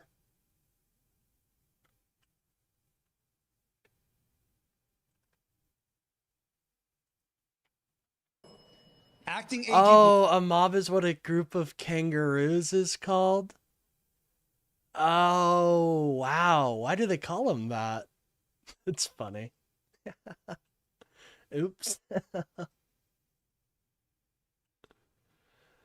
Pedophile alert, pedophile alert, pedophile alert, pedophile alert. Dude, Trump's not on the screen right now. Blanche was managing the entire investigation. Pam Bondi confirmed that they had 6 million files in their possession and have only released 3 million. It's disgusting. It's a cover-up in broad daylight. This interview It's is literally a called smokescreen that. to try I to know, show the that's so American people weird. that they are complying while they are not. A lot happened today, and we have more details I'm gonna basically report on over time because we have different chunks that we learned. But I want to bring in our guests first. Gretchen Carlson, journalist, co-founder of Lift Our Voices, a former Fox News anchor who has reported on this story with us before, and Josh Marshall, founder and editor of Talking Points Memo. Josh, what do you see as sort of the big picture here as Bondi, in the service of maybe blaming her replacement, who she's mad at, which is a thing anyone could relate to if you thought someone took your job, she makes assertions here to Congress about errors by this DOJ. Yeah, look, I see this as it's part of the same story, which is, they came in with an unpopular agenda. A mob of crows is a murder. Yep. Of things they were lying about, and the last 6 months has basically been trying to keep all of that from blowing everything apart and breaking as many laws as they can, switching the subject. I still think that, the reason that Donald Trump launched a war in Venezuela and then Iran at the beginning of this year was that he was getting more unpopular at home because of things like the Jeff Epstein files. I don't know if and all these things. And this was a way for him to show that he was still in charge, still has power. So all of this is part of, it's all part of the same. Oh yeah, cassowaries, do not go near cassowaries. There's some dangerous motherfuckers, those ones. I'm not joking. Those bad boys are bad. The same canvas, trying to keep the consequences and a mob of murderers is a mob. Unpopular policies, his lies, the president's lies. It all goes back, folks. It all Gretchen, circles back. There are times where officials blame each other, and it's just a big debate. Here, we can report that before Bondi was out, Blanche was running point on this. He was signing the documents about the releases. He was overseeing that. He was making what were initially questionable claims about the volume of files. What do you see in this back and forth today that's spilled into public view? Well, I think, first of all, Blanche took over this whole investigation because Bondi bungled it so much in that clip that you showed earlier on.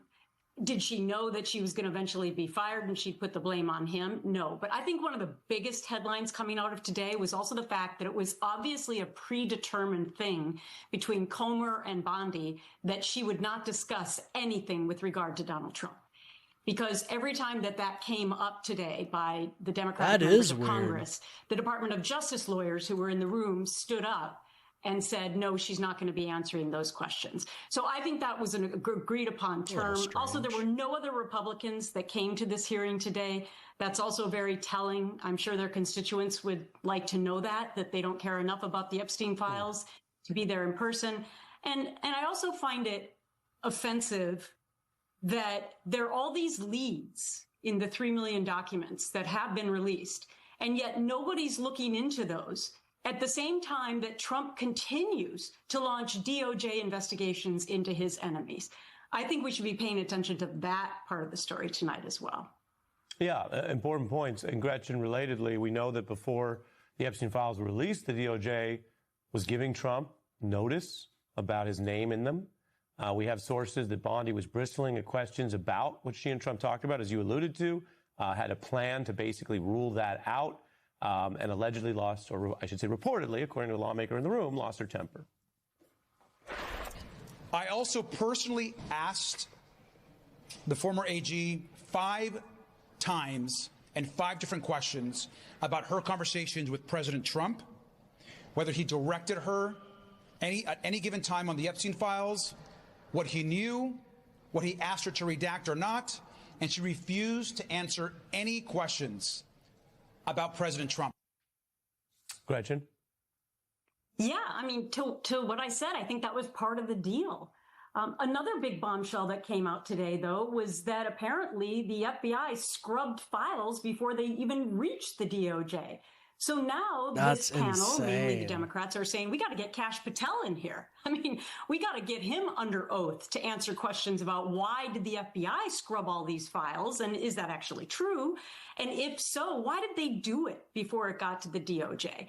You know, Bondi said today, yeah, we made mistakes, but that still is not giving us the answers that we need to really find out what's going on in these Epstein files. I don't think we're going to find out until a Democrat gets in there. I think that's the unfortunate part of it. I don't think there's a Republican that can run on, hey, I'm going to do the Epstein files right, because they're so associated with Donald Trump. I seriously don't think they can justify that. I want to also point out the sort of the tentacles of this, because there were 2 DOJ officials at today's interview. She's, of course, the recent but former Attorney General. Democrats were critical of that. They said that they repeatedly stepped in to stop Bondi from answering questions about those Trump conversations, which we discussed. They're pretty high-ranking, and reporters pressed one of them. What's your response to criticism that the presence of the department is a potential conflict for Ms. Bondi, given that her interests might diverge from the department? That is silly and not something that is for her to consider, and she apparently didn't see it as such. But why did you tell her not to answer specific questions? Yeah, I'm not going to get into my reasoning. The Orwellian onion Hey, what's there up, is Shavila? they go into the secret meeting to help someone avoid questions, and they come out to dodge questions about the questions they help someone dodge. Washington. And to say, well, she didn't have to dodge. I guess she decided to dodge on her own.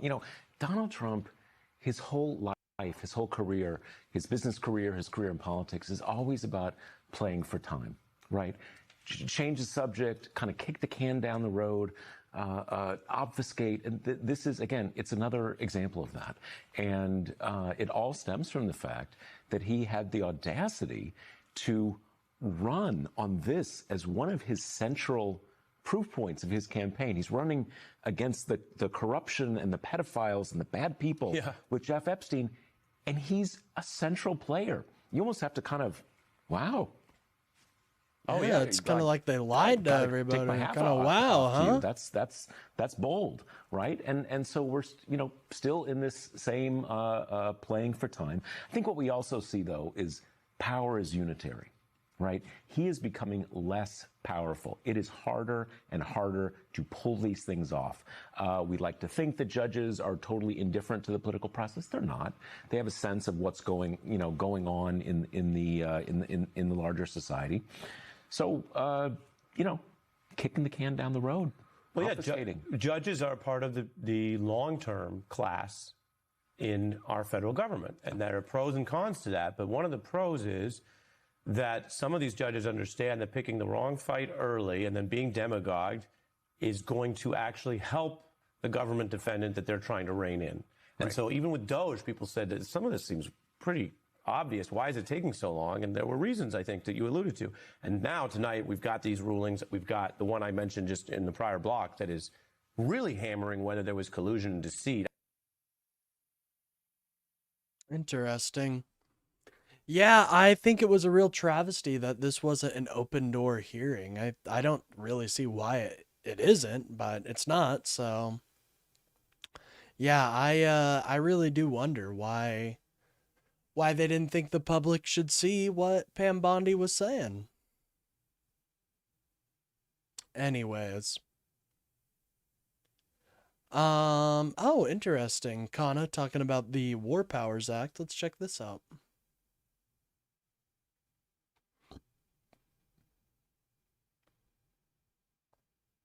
Congress returns from the Memorial Day recess this week with new targets for questioning in its Epstein investigation. Acting Attorney General Todd Blanche is scheduled to appear before a House Appropriations Subcommittee Tuesday, where he could face new questions about the DOJ's mishandling of the investigation.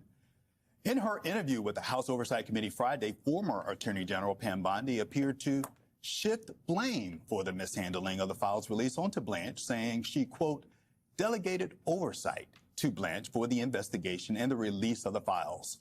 Bondi also reportedly raised questions about this is FBI something else Director I'm Kash noticing. Patel's He's role in just the files shifting released. blame to, he's like, oh, don't look at me. Don't look at me, guys. That's all Blanche. Poor Mr. Blanche. No, I'm kidding. That he's a fucking crook, so he's getting what's coming to him.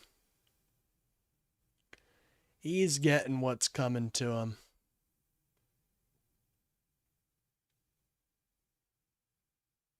Yeah, it looks like Syndria is probably the best place to go.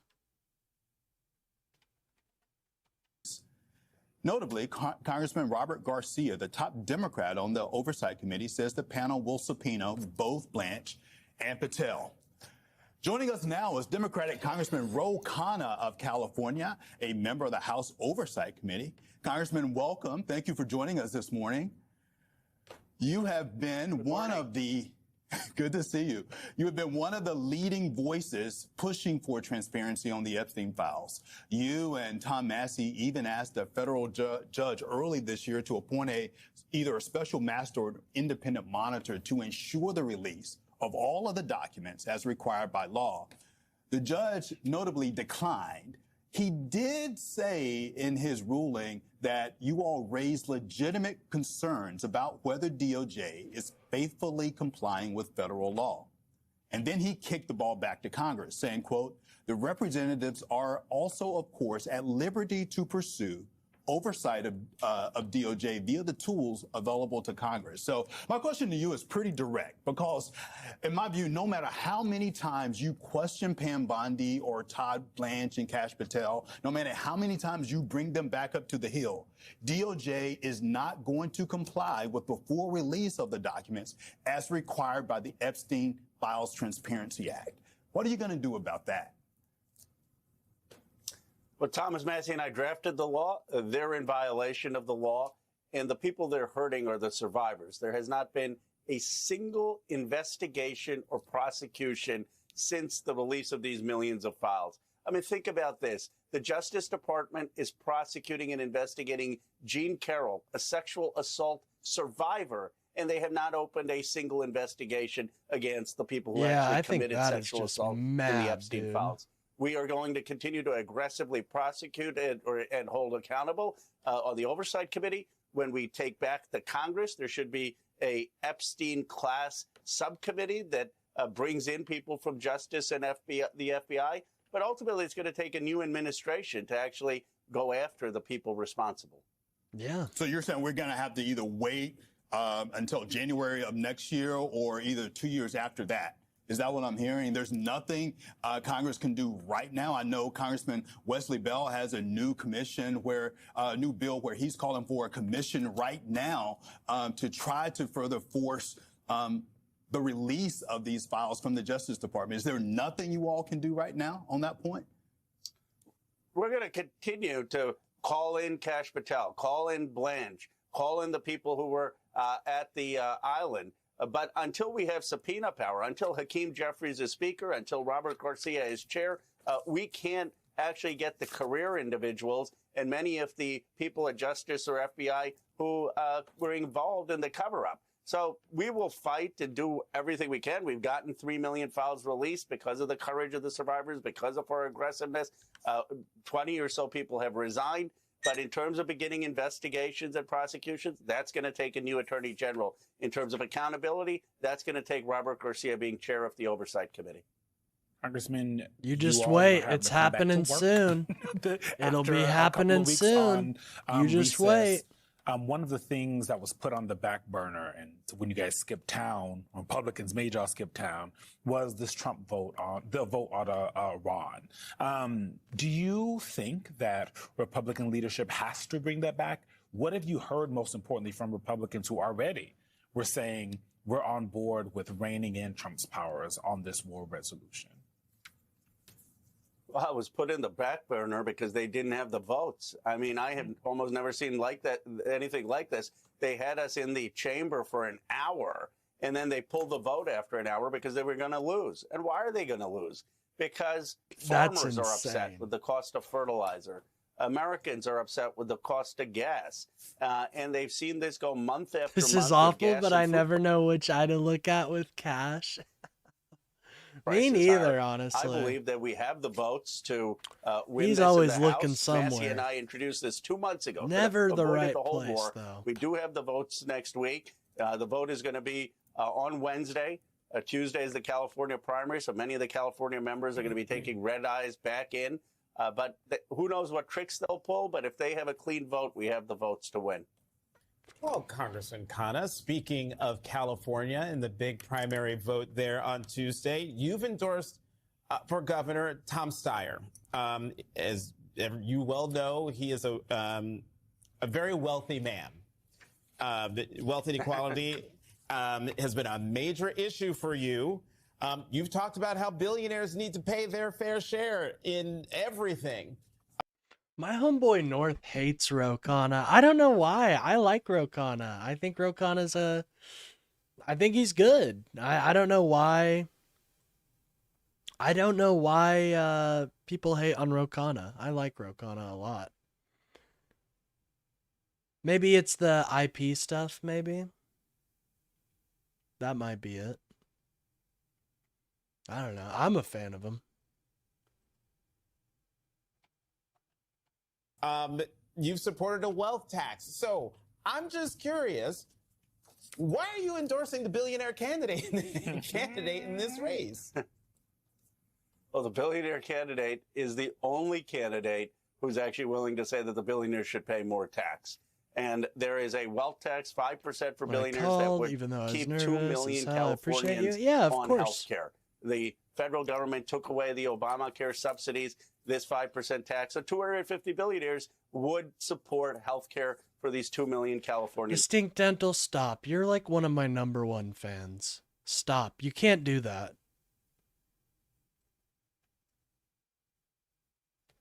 He's pretty populist. Like, this is something that I think is a little brain rotty. The whole populist is evil thing. Like,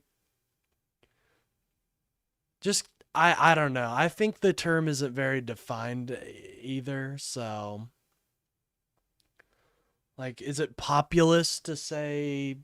Anyways, I won't get into it, but I don't know.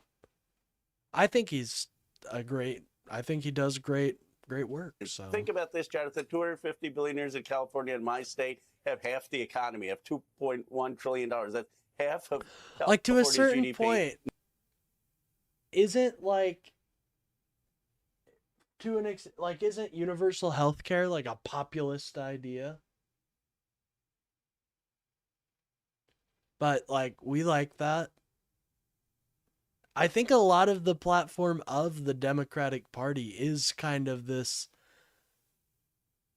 It's only been recently that we had such a value of institutions and stuff like that, because Donald Trump is bringing an axe to them so hard. But like, we used to be the anti-institutionalists and stuff. It's just, I'm just a little, feels like a slippery slope. 19 billionaires in this country have 12% of the economy, is 3 times the concentration of the Gilded Age, and Steyer supports that. Now, what I will say is we need total campaign finance reform. I don't like the idea of super PACs, and I don't like the idea of individuals spending their own money on these elections. The system is broken, and we do need that reform. Congressman, I want to pull up some new polling, the latest polling that we have, May 27th through the 28th. Like that. That's is saying that populist, because that's just true. 8th, Javier Becerra is at 28%, Tom Steyer at 22%, Steve Hilton's at 21%, and then it drops off to 12% from there. It could be 2 Democrats, might be a Democrat and a Republican. One of the things that I had been watching and been hearing from a lot of folks in Democrats in California was they were worried that 2 Republicans were going to get to the top. That seems to have dissipated quite a bit on the gubernatorial side. But I do wonder, and you haven't endorsed in this, I don't think, but when it comes to the LA race. Oh, yeah, we did have somebody call in today who just absolutely destroyed me. LSAT, these nuts on your face. Karen Bass, and you good. see Spencer Pratt. What do you think we're learning about how Californians feel about the incumbent? I'm sorry, that one was so good. Well, I do think the Democrat is going to make it on the governor's race, and there's a good chance that both Becerra and Steyer may make it. A lot of Democrats have held their ballots. We do need Democrats to get their ballots in if you're in California, because Republicans right now are outpacing us relatively on handing their ballots in. So hopefully people will get their ballots in. Look, I think that there is was a lot of hurt and anger after the fires. My view is that the blame of that really needs to go on Donald Trump. They still owe the state $50 billion. They have not worked with Mayor Bass or our governor to get the resources needed, and they have really punished California. But Lord President understandably, Farquaad? people who still haven't seen their homes rebuilt, who were upset with how that was handled, they are upset with the incumbents, and that's why you have the race you do. But I hope people will. So I've been ultimately hearing look about these missing scientists for a moment. I've been hearing about it. What's is it just like scientists who are working on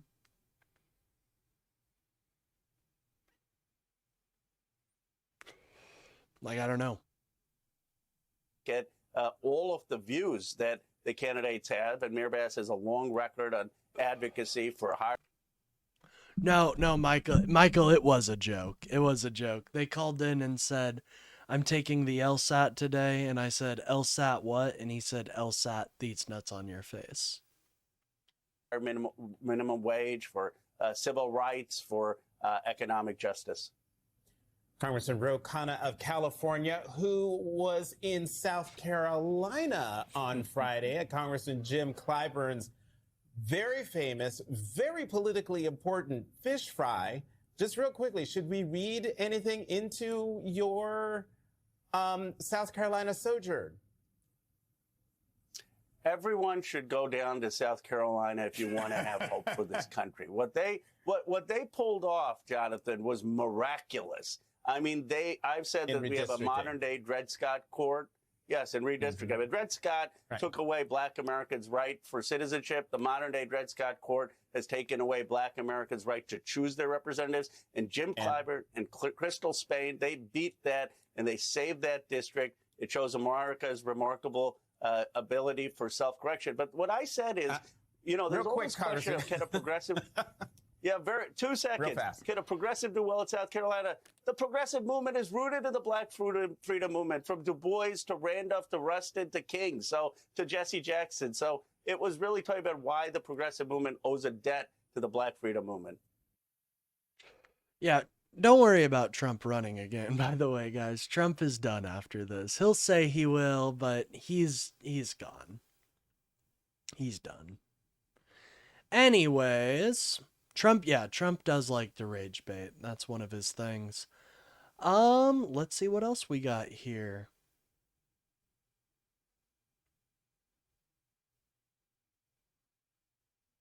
Oh, this is interesting.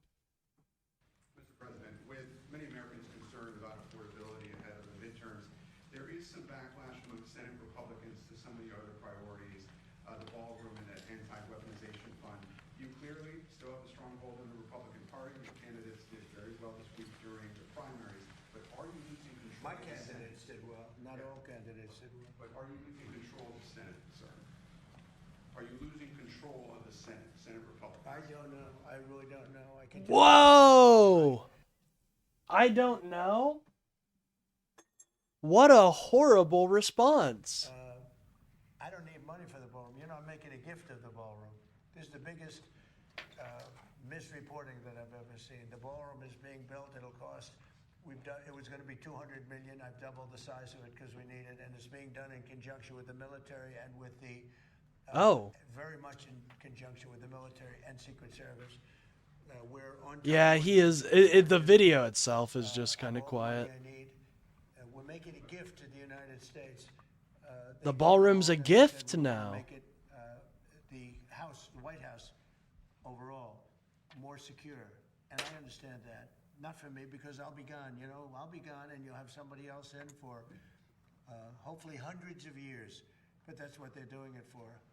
The ballroom is paid for. It's a gift. I mean, I want to make it clear because so many people say, I thought you were giving this away, and all of a sudden, the money that they're spending is for security, having to do maybe around the ballroom and other parts of the house. But this is not for the ballroom. The ballroom is being a tremendous amount of what's being done with respect to the ballroom is for national security, including, as an example, a drone port on top of which was top secret until litigation made it less than top secret. But we have a drone port. We have the glass that's 4 inches thick, bulletproof glass. We have bulletproof walls. We have things. You need a place like this. But this is being made as a gift from me and other people that are great patriots and spend a lot of money. We're building what will be the finest ballroom anywhere in the world. If they want to spend money on securing the White House, I think it would be very, very much a good expenditure, but the ballroom is being built. See, look at that. They don't get... Dude, that is such an insane response to, do you feel like you're losing control of the Senate? Oh my God. Wow, talk about out of touch. Wow. Talk about out of touch. OMG, Republicans hit with fatal problem in Texas. That's a good meme.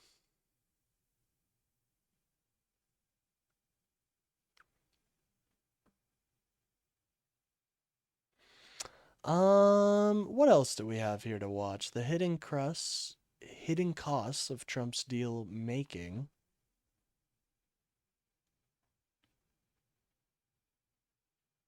Well, I'm all right on that.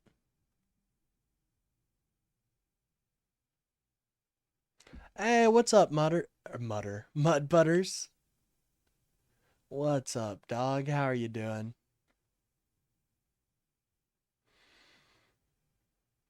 Damn, there's really not much news today. Well, that's all right. That's all right. Well, I guess we can watch Meet the Press. Probably not.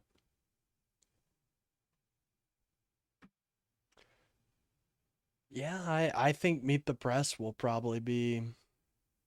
Yeah, we'll watch Meet the Press.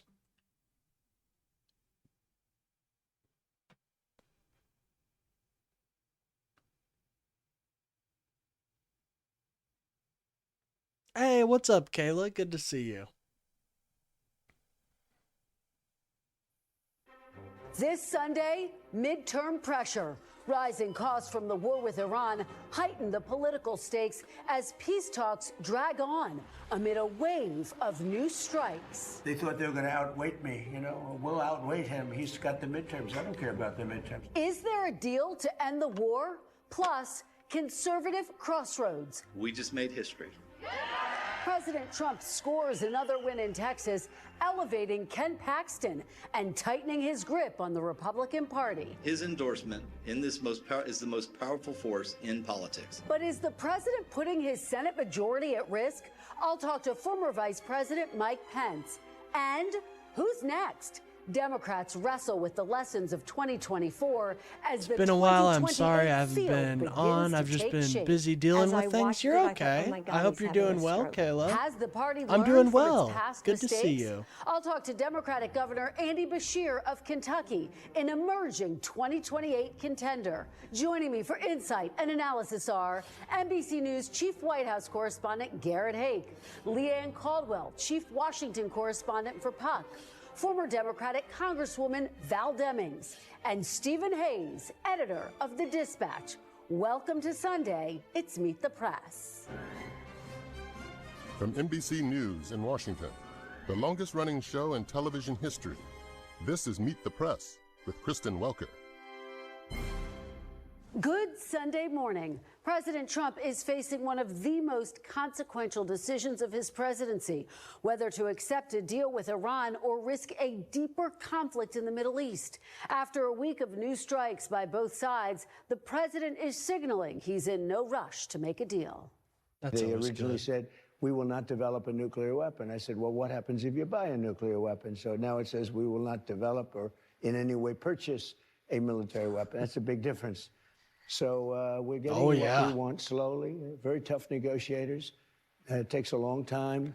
Dude, it's so I'm in no hurry. weird. I'd like to say I'm in a hurry because, you know, gasoline prices are going to come tumbling down. But if you're going to be in a hurry, you're not going to make a good deal. As the conflict drags on, the economic fallout is growing here at home, with inflation rising to its highest level in 3 years. All of it putting more pressure on President Trump ahead of the midterms in places where Republicans may be vulnerable. This week, the Cook Political Report moved the Texas Senate race from likely Republican to lean Republican after Trump-backed candidate, Attorney General Ken Paxton, defeated longtime incumbent Senator John Cornyn. Paxton will face Democrat James Tallarico in November. Democrats who haven't won a Texas Senate race since 1988 now see an opening. So are the gas prices? Hey, what's up, my eyebrow-piercing dude? What's up, Morgan? So are the gas prices down yet? Not yet. We're still waiting. We're still waiting, but don't worry. Any day now, they will come back down, guys. Bunch of... yeah, you're just being a bunch of worry willies. Bunch of worry willies out here. They have not yet. No, unfortunately.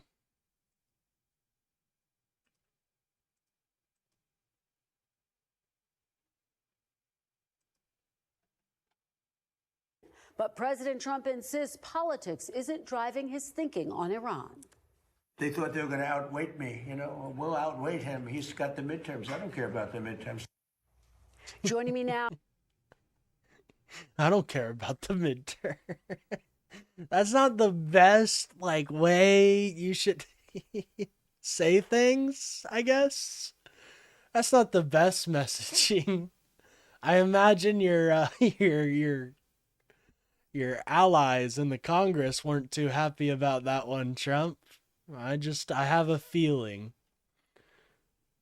So did he poop his pants? I don't think Trump has turded out recently. Not that I know of. Never know with him, though. Now is former Vice President Mike Pence. He's the author of the new book, What Conservatives... Golden Age must have meant we will need gold to buy gas. Potentially. And Anthony, I do note your point, although I think it's going to be longer. I think we're going to see elevated prices until at least the end of this year. Conservatives believe, rediscovering the conservative conscience. Mr. Vice President, welcome back. Yeah, it's up there with, I don't think about people's economic situation when negotiating. It is. It really is. I don't care about the midterms. Right quick, the trans community is winning transgender rights, and they are going to be put back in place sooner or later. Fuck yeah, Kayla. Keep up the good fight. Love to hear that. To Meet the Press. Thank you, Chris. It's good to be back. It's wonderful to have you here, have your book. We're going to talk about it in just a moment. I do want to start, though, on Texas, this big political shakeup this week. Ken Paxton, now the Republican nominee. Of course, what happens in Texas could help to determine whether Republicans hold on to control of the Senate. Republicans themselves, though, have raised ethical, moral, even strategic concerns about Attorney General Ken Paxton. Do you believe that Ken Paxton as the nominee... Meatball head, what's going on tonight, brother? That's an interesting way to say what's up. Not much. Just watching Meet the Press right now. Not too much. We've changed the debate topic. Oh, by the way, we hit 45 likes. Thank you, guys. You guys kicked ass today. Only 861 views. That's so weird.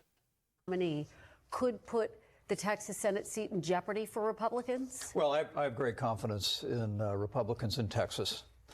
And maintaining the majority in the Senate is enormously important in a midterm election where it's going to be an uphill battle in the House of Representatives, although I'm proud of the effort Republicans are making in that regard as well. But look, I see all of this as evidence of, the President Trump has enormous popularity in the Republican Party. His endorsement in Texas, his endorsement in Louisiana, his endorsements in Indiana. He has been slurring his speech a lot, Trump. I have noticed that. But I do that sometimes too. Is because during our time that's in not office, because I'm a fucking drunk. Over the last several years, people.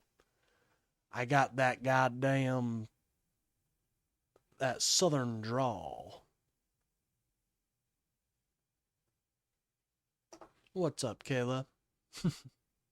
Sorry, I try to say hi whenever somebody does the said hi thing. Try to make sure to say hi every time. We've seen this is a president who's been willing to fight the radical left and to champion the principles that have defined our party for 50 years. And what the fuck? This is a totally different Mike Pence.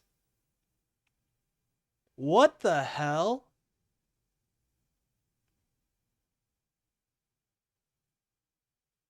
This is not the Mike Pence I remember hearing. Whoa. Hold on, I'll be right back. I gotta go get another drink. I'll be right back, though. I'll let this play. I'm grateful for that. But the reason I wrote the book is because there's a new threat to that historic conservatism in the Republican Party, and it's a threat from the populist right that would embrace big government, the policies, many of which have been embraced by this administration, of not only broad-based tariffs, nationalization of businesses, price controls. There's also been a willingness to embrace some of the rhetoric of the populist right with regard to isolationism. There are voices that have pulled us back from unwavering support as leader of the free world, particularly in Eastern Europe, and even many challenging our support for Israel. And then lastly, just marginalizing the right to life, which has always been at the center of our movement. So for me, I'm not surprised by what happened in Texas or in the other primaries because of the way the president has championed our cause against the radical left. But I want people to understand what conservatives believe as we go into this midterm election. I'd love to see Republicans get back to running on those conservative principles again.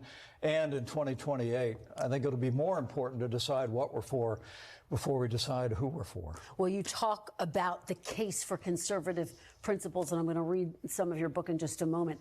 But you also talk about the importance of character, that character matters in public service. Ken Paxton was indicted on security fraud charges in 2015. He was impeached by members of his own party over alleged bribery in 2023. His wife filed for divorce in 2025 after accusing him of adultery. Bottom line, Mr. Vice President, do you support Ken Paxton?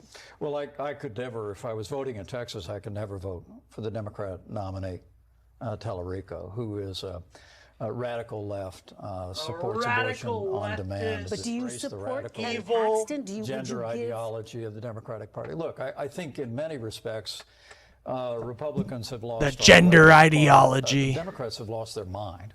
And I think the reason why we're going to hold the Senate, and we have a real shot to hold the House, is because of the extremism on the Democratic side. I mean, you literally this is have so ironic. Not just the mayor of New York, but some of the most prominent voices in the party that are openly advocating for socialist policies and socialism itself. And I think that's the reason why this election is so important. Well, but hell yeah, Kayla. It's also the reason why I think there's an enormous opportunity ahead for Republicans to be a choice, not an echo, as President Ronald Reagan said back in the day. Is to literally.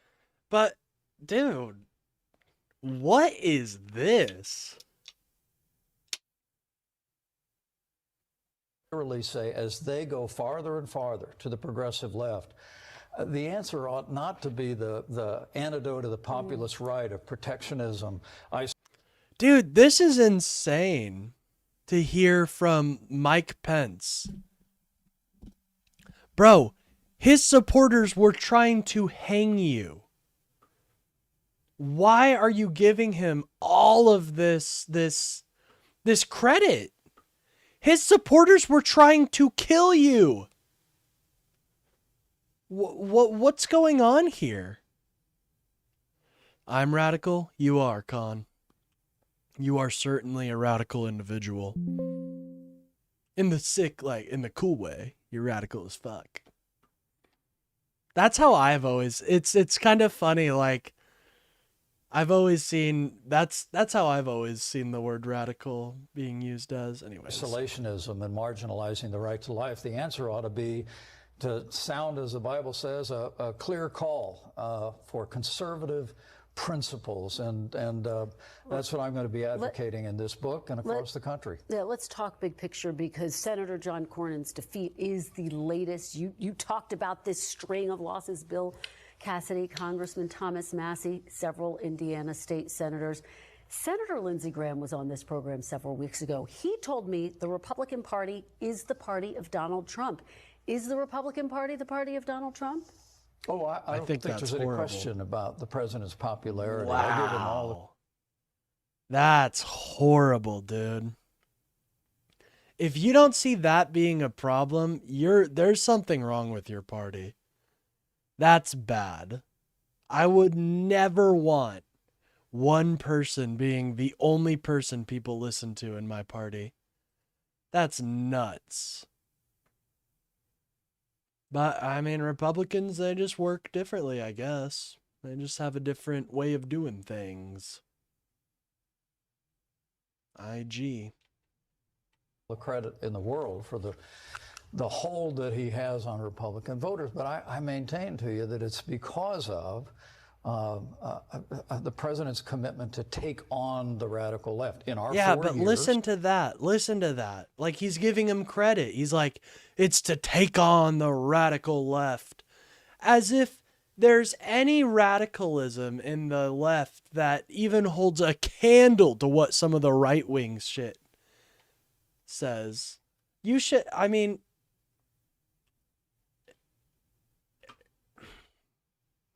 it's like everybody just forgot about the shooting that happened in the mosque recently. It really is like they all forgot about it. Like, oh, no, that didn't happen. And that was because of right-wing extremism. But according to fucking, you wouldn't know it exists. So frustrating. And also ever since. But I think what's lesser known right now is the way this second Trump administration has departed from the conservative agenda that we governed on, the conservative agenda that has defined the Republican Party since the days of Ronald Reagan and before. That's an agenda of American leadership, limited government, free market economics, the right to life. And on a number of those issues, the president's been good. I want to give him credit for securing the border, the extending tax cuts, standing with Israel.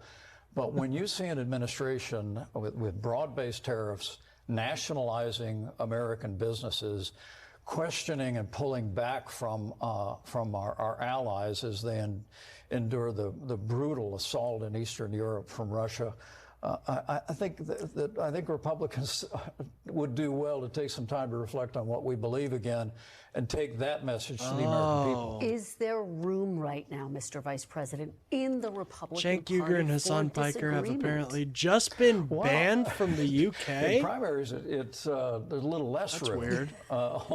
What about general but I elections? think- I You're honestly making a think- robust case look, against populism. look, What about broadly speaking? I think Damn. that we're living in Here, a I'll time look that up real quick. Let me look that up.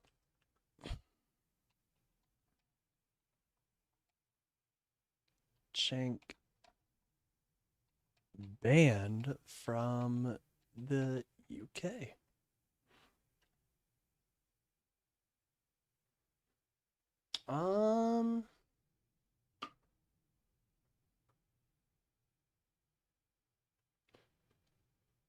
Their visas revoked by the UK Home Office, preventing them from entering the country. Wow. That's insane. Why?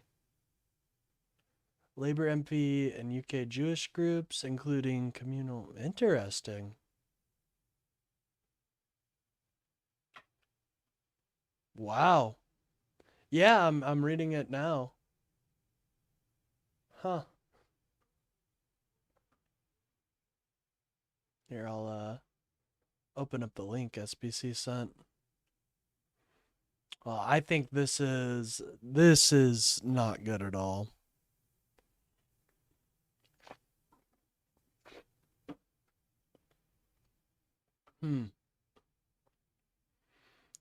Traveling UK is understood to have been based on several grounds, including fear that his presence would risk exacerbating anti-Semitism due to his rhetoric since October 7 attacks. That's true. The UK is bad with free speech. Extraordinary change in both political parties. You literally see the Democratic Party being dragged off, not just to the radical left, but to socialist policies and extremism the socialists on social issues. And dude, you call anybody you don't like a communist. That's just how the right is. Please stop with this. You guys were calling Obama a communist. Originally reported by the Times, but they're paywalled. But in the Republican Party, there are these fault lines.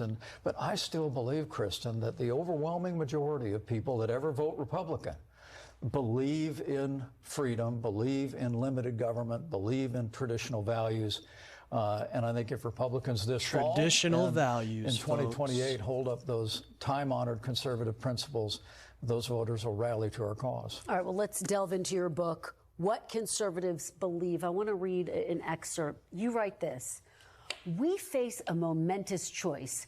Will we remain a party of conservative beliefs, or will we follow the siren song of populism, unmoored to conservative principles?" Bro, you've been following that siren song. What are you on? Acting like you haven't been doing that. What are you talking about, you silly little goose? You're silly. The future of our party, our movement, and even our country belongs to one or the other. It cannot. I love this guy. All of his opinions are so correct. Thank you. I appreciate it.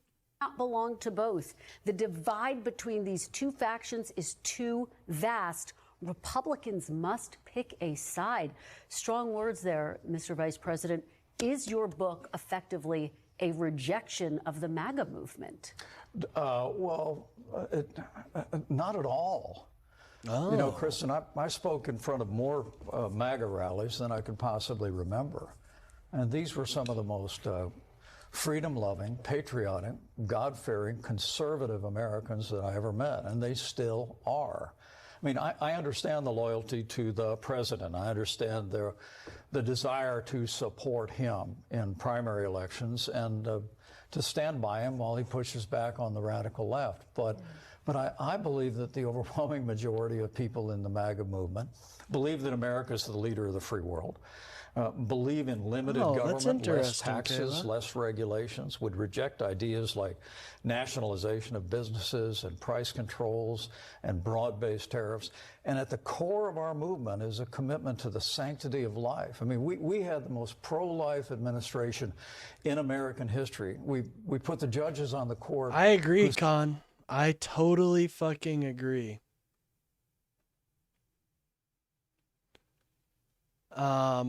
And I do think it's very illiberal the way some of I've seen some of our seen a lot of liberals who hate Hassan celebrate it, but you know, I don't celebrate any voices getting silenced, especially by the government. So it's been kind of I don't know what the best I don't know how to describe it, but kind of shocking. I guess that's the best way. Kind of shocking. Sent Roe versus Wade to the ash heap of history where it belongs. Gotcha. But Kristen, in this administration, we see a desire to relegate the right to life to a state-only issue, to actually have a pro-abortion Secretary of HHS who has done nothing to limit the availability of the abortion pill on a mail-order basis that Joe Biden made possible across the country. Dangerous pill. Claims unborn lives, stinky Joe Biden. So when you see the administration embracing those populist ideas, I think we're going to have a fulsome debate about the future. Okay, and we should say there is a Stinky debate over Joe. the medical background to what you're saying. But let's stay on this topic. Look, you ran for president against Donald Trump in 2024, arguing that he put himself above the Constitution on January 6th. And I guess my question Hey, we got is, 50 do you likes. believe that Thank you, President guys. Trump is a populist and that the party needs to move beyond Donald Trump? Well, Oh, dude, I can't say what I want. But I do say in the book that... Listen, I can't either, really. I'm holding my tongue on a lot of things right now concerning the Hassan. I'm just not gonna, you know, I obviously don't have that much influence anyways, but I don't want to rock the boat. But just very disappointed with a lot of what I have seen. I lost count on the number of times that I would say to the president privately, well, that's the conservative position. And he'd wave his hand and say, he'd say, it's not conservative, it's just common sense. I mean, in fairness to the president, he's never really said he was a conservative. And in so many ways, I think he's, he represents in some measure what the populist right is about. The populist right is attempting to take the president's departure from the conservative agenda, whether it be on tariffs, whether it be with regard to Ukraine, I meant about what Eastern Pence Europe, just said about HHS. Oh, never mind. Make that the new foundational philosophy of the Republican Party. So are you saying it's time for Republicans to move beyond Donald Trump? Well, look, as I wrote in the book, leaders fade into history, but principles endure. And I truly do believe that Republicans deserve to know that there is a populist right movement. Some of their agenda items the administration has embraced, some they haven't. I mean, I give the president great credit for the way he stood with Israel, stood up to Iran, to the way the president extended all those Trump give him tax great cuts. credit for that one. But where he's embraced that populist movement, I think you could see the Republican Party, if we don't get it right, we're going to end up moving in the progressive direction. And for the sake not of our party or elections, but for the sake of the country, I believe we have to have a party that's advancing these timeless conservative principles of life and liberty. Let's talk about the future. A lot of people see Vice President J.D. Vance as the potential heir apparent to President Trump. Could Vice President J.D. Vance be the type of leader of the conservative Party of free speech? Government. I just want to ask everybody, what the Humphrey is this all about? Guys, there's one thing I know. It's when government shows up and says they're there to help, you know what I'm going to do? I'm going to run, because I'll guarantee you they seldom help. A lot of people have said this is about pedophilia. This bill has nothing to do with pedophilia. This bill has absolutely nothing to do, because we have bills that protect that. This bill has been on the books for a long, long time. You know what socialism looks like? It's when the government comes in and tells you what you're going to do. Socialism is when they go after the family.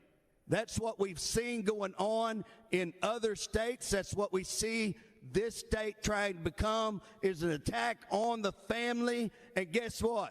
I see this as an attack on the family. We are a Republican state. We're a red state, but we're a red state with blue regulations. It is time we shut down the blue regulations and that we take it back. Right here's where we need to plant the flag. Right here's where we say government. This is an argument against banning child marriage, by the way. And tell me what I can and cannot do with my family. Child marriage. He's talking about child marriage. Conservative movement that you are talking about here? Well, I think that'll be up for voters to decide. But do you see him as someone who embodies the core conservative principles that you write about in this book? What I'll tell you is my focus, the focus of the book, is I think it's going to be important as we look to 2028 to first focus on what we're for before we focus on who we're for. I mean, when I was vice president, I led in the polls as a potential successor to the president as well. It comes with the office to a certain extent, and the vice president's been carrying himself in a dignified and honorable way. I respect that.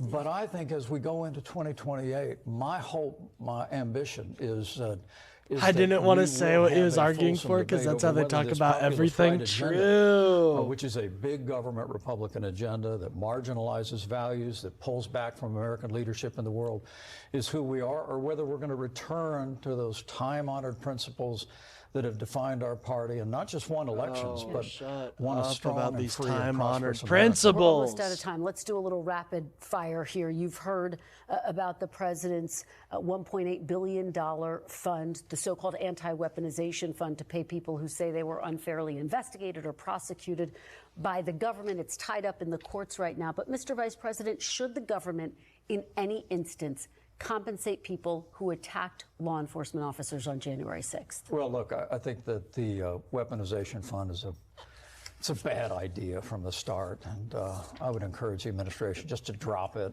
The Justice Department has the ability to settle cases like they did with that pro-life family who was put upon during the Biden administration, got us a well-deserved seven-figure settlement this week. But let's get rid of this fund. I mean, it's deeply offensive to me that you could have a fund that could even possibly compensate people who assaulted police officers or vandalized the Capitol Or on tried January to 6th. kill you. And I think that's broadly held by most Republicans. Why don't you say that, and Pence? most Americans. Tried to Finally, kill you. Mr. Vice President, I have to ask you, a year ago, I asked you when I had the chance to sit down with you if you would ever consider running for president again. You told me, quote, "I don't see that in my future." Are you ruling out a run in 2028? Well, look, I like to say to people, my life is not my own. I'm a man of faith, and Karen and I will pray about the future, but I have no active ambition to re-enter politics. As Luke Combs says in the song, I think I rode that rocket about as far as it can fly. I mean, this book, for me, is all about trying to play a role now in my party to be a champion for the conservative principles that drew me to the Republican Party to begin with. Their principles Even of a Pence commitment knows to wanting limited him dead is government, the rule of understandable. law, American leadership in the That's world, funny. traditional moral values. I want to champion those principles Oh, my with what God. remains of my bully pulpit, and we'll let the future take care of itself. All right, well, we'll keep the conversation going. Vice President Mike Pence, thank you so very much for being here in person. Thank you, Kristen. Ex-Vice Appreciate it. Always President, great to you see man. you. When we come back, Democratic Governor Andy Beshear of Kentucky joins me next. There he is. There he is.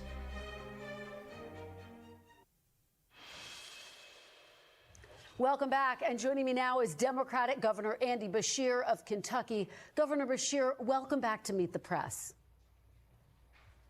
Thanks for having me. Thank you so much for joining us. Really appreciate it. We want to start with the results in Texas this week, your reaction to Senator Cornyn's loss to Attorney General Ken Paxton. Paxton will now face off against State Senator James Tallarico. Wait, we're going to war? Democrats have not won a Texas Senate seat, as you know, in more than 30 years. How confident are you that Democrats can actually win this race? Listen, Texas is in play. Democrats have never run against a candidate like Ken Paxton that is so corrupt that his own party impeached him. This is someone who does not have the character, I'll say it since Vice President Pence won't, to serve as AG or even as dog catcher. This is somebody who would use his office to enrich himself, that would be a rubber stamp for the president and would do nothing for the people of Texas. He has shown that as AG.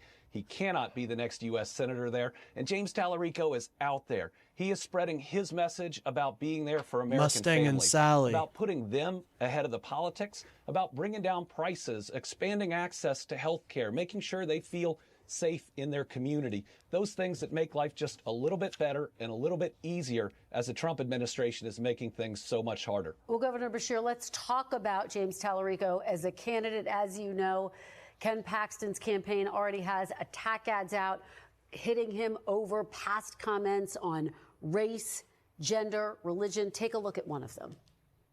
This is Texas. This is not. There are many more than two biological sexes. In fact, there are 6. This is Texas. This is not. This is The not. American flag is such a complicated symbol for most of us. This is Texas. This is not. They're going to call me a radical leftist. This is Texas. This is not. Something that you love that's not family or friends. I love, and just say this because it's on my mind, the trans children. So let me ask you, Tallarico Wow, says he did that's miss effective, the mark on guys. some Woo! of those statements. You've previously said Democrats need to shy away from what you have referred to as advocacy speak. Do you place those comments by James Tallarico into that category of advocacy speak? What would your counsel be to him? Well, I think what you've got here is a candidate in Ken Paxton that knows he has nothing to offer. And so what does he do? He simply attacks his opponent over and over. James Tallarico True. is out there showing the values of loving your neighbor as yourself and the parable of the Good Samaritan that says that everyone is our neighbor. He's trying to support Americans of all types, to be less judgmental. Why? Because the Bible tells us to judge not, lest ye be judged. But we heard it from Mike Pence, too, when asked about a corrupt candidate in Ken Paxton and whether he could support him. All he did is turn and attack Democrats. That's not very Christian of him, but it's also not a very good strategy. Let's talk Facts, about the bro. message that we are hearing from you. You spoke at South Carolina Palmetto Dinner Friday night. I want to play a little bit of that speech and do some analysis on the other side. And while all this is painful that we're seeing from the Trump administration, it is providing us a huge opportunity for Democrats to go out and regain the trust of the American people, to be the party of common sense, common ground, and getting things done. Not even shot a Democrats gun at can me? win again by taking back They're the middle, fun. and it is there for the taking. Governor, as you know, there's a lot of energy with the progressive left right now. How can Democrats both, as you say, take back the middle without alienating progressives? Well, I don't think a lot about progressive or moderate. I think about the American people. The way that Democrats win, regardless of what box they're put into by the media, is to focus on the daily lives of our people. It's the idea that when most Americans wake up in the morning, they're not thinking about the next election. They're thinking about their job and whether they make enough to support their family. They're thinking about their next doctor's appointment for themselves, their parents, or their kids. They're thinking about the roads and bridges they drive, the school they drop their kids off at, and whether they feel safe in their community. Regardless of what part of the Democratic Party you fall in, if you believe... Bro thinks he's so smart and knows everything, but has you watching his phone on split screen. What does that mean? Watching my phone on split screen. In the American dream, if you want to make sure that it's viable again, if you want to bring down the age... American police cams. Oh, man. What is your channel? What are you about, man? What are you about? I want to see what you're about. You have entered into my chat, and I just want to see what you're about, man. Oh, nice. A profile. That's a good... Wait, hold on. Well, his most recent video was 5 years ago. Well... yeah, about 5 years ago. Body cam shows holster officer shoots suspect armed with knife. Reaction 2. Well, that's interesting. So if you need a recommendation, I would do a thumbnail. It doesn't have to be anything super crazy, but a thumbnail is definitely important, man. That's what I would recommend first off. Age of first-time home ownership, which right now is about 40 years old, then there is opportunity out there. The American people are struggling. Donald Trump said he'd bring prices down, but his tariffs have skyrocketed them. It was an illegal tax on the American people. His war in Iran has the price of gasoline and diesel through the roof, which is making everything more expensive. His big ugly bill is ripping health care away from rural communities and taking food off the table of Americans. Where the Democratic Party needs to be is one that focuses really on those nonpartisan issues of we're going to make your life a little bit better, whether you are a Democrat, a Republican, or an independent. We know the world is too tough right now, and it's our job to do better. I want to ask you about one of the big headlines for Democrats this week. Former First Lady Jill Biden speaking out, weighing in on that disastrous debate performance by former President Joe Biden back in 2024. Take a look at what she said. Were you horrified as you saw it unfold? I wasn't horrified, I was frightened because I had never, ever seen Joe like that before or since. Never. Or since. Yes. Oh, wow. Or You've since. never seen him like Never. that. Hey, what's No. up, Gretlosa? What Good to see happened? you. I don't know what happened. I mean, as I watched it, I thought, oh my God, he's having a stroke. And it scared me to death. This is a sharp contrast to what the former First Lady said publicly in the aftermath of the debate. Take a look. Joe, you did such a great job. You answered every question. You knew all the facts. Did former First Lady Jill Biden mislead the American people, Governor? Oh, my God. Well, what I see is a first lady that loves her husband, that Yeah, is fiercely that's protective. kinda what I I'm see, not too. gonna criticize that. We were Exactly. all concerned when we saw that debate. This was a Data president centers who are good for governed in a us, way but that- our that government needs to make them pay their way. That's the issue. No, the issue is they're bad for the communities they're in. helped my state, that helped me bring in a significant number of jobs, that's helping me build a bridge that people said no one would ever build in their lifetime between Northern Kentucky and Ohio. But I think it's fair to look back now, given that Joe Biden did drop out, and say he shouldn't have run for re-election in the first place. You can both compliment him for things he did that helped your state and your people, but also be able to look back and know that was a decision that should have been made differently. And what are the broader lessons, do you think, that Democrats should take from that moment, Governor? Well, the lesson that I primarily take is the lesson from the end of the 2024 campaign, and that's that most American struggles are similar. It's about paying the bills at the end of the week and the end of the month. It's about people starting to feel that the economic system is rigged. Why? Because they're working hard. They're playing by the rules. They should get ahead, but they're falling behind. They can't take their kids on the same vacation that their parents took them on. They're worried about whether they can leave their kids better off. That's the party that we have to be, one that spends 80% of its time focused on things that matter to 100% of the American people. Yes, we should stand. How are they bad? They aren't hurting anyone. All right, you've got to be fake. You're fake. You're not a real person. Good try. But I saw through it. Stand up for all our principles. Yes, we should push back against discrimination every time we see it. But 80% of our time spent on things that matter to 100% of the American people, that means voters can say, I might not agree with you on this or that issue, but I know you're going to work hard to make my life better. Let me ask you about this nationwide debate over redistricting, including South Carolina, which will, of course, be one of the first states to vote in 2028. Efforts to redraw South Carolina's maps ahead of the midterms. My number's right failed there. this week, American but it police does cams, not call eliminate in, man. The chances of redistricting in 2028. Do you support a national ban on partisan redistricting?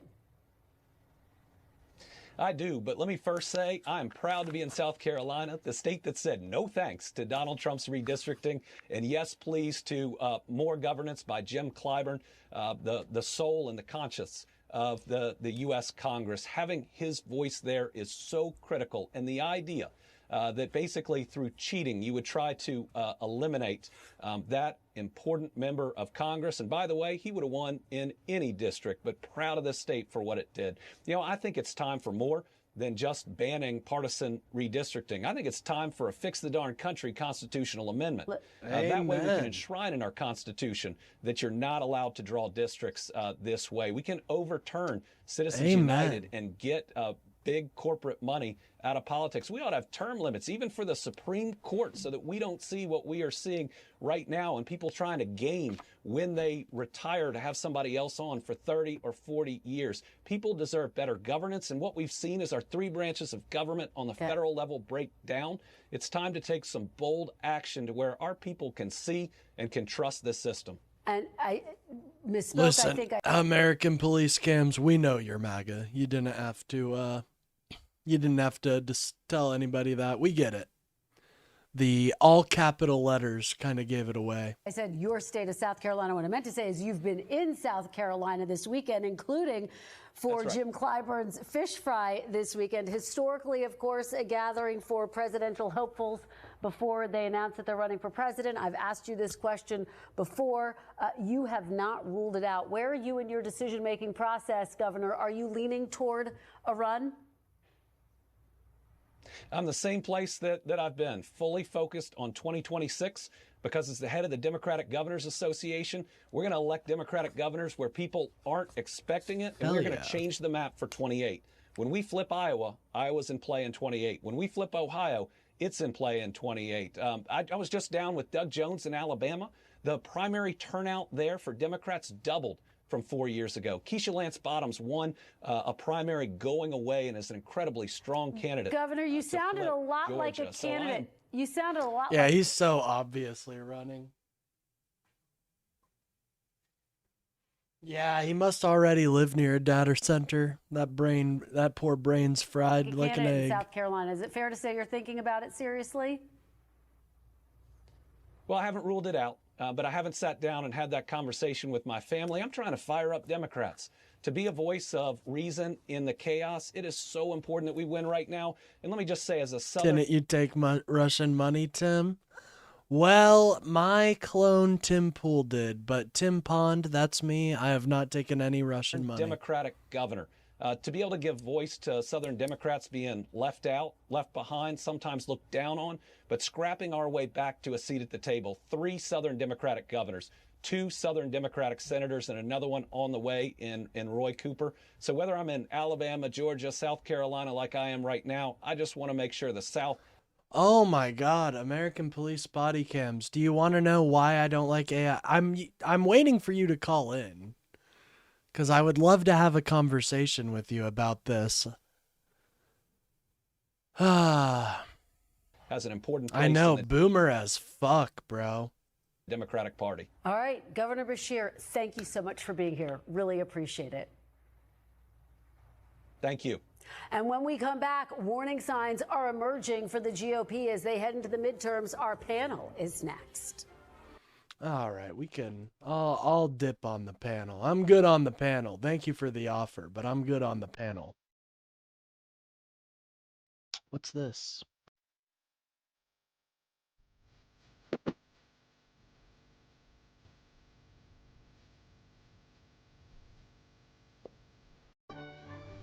I think that's the right one. Can you skateboard? Yeah, it's a genetic thing. It's definitely a genetic thing. He got that from me. Anyways, what should we watch next? It's Sunday, so there's not much going on right now.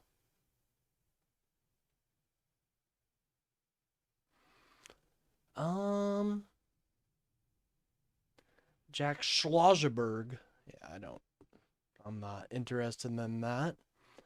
What I saw will shock you. Interesting. Well, since we're talking about data centers, might as well watch this.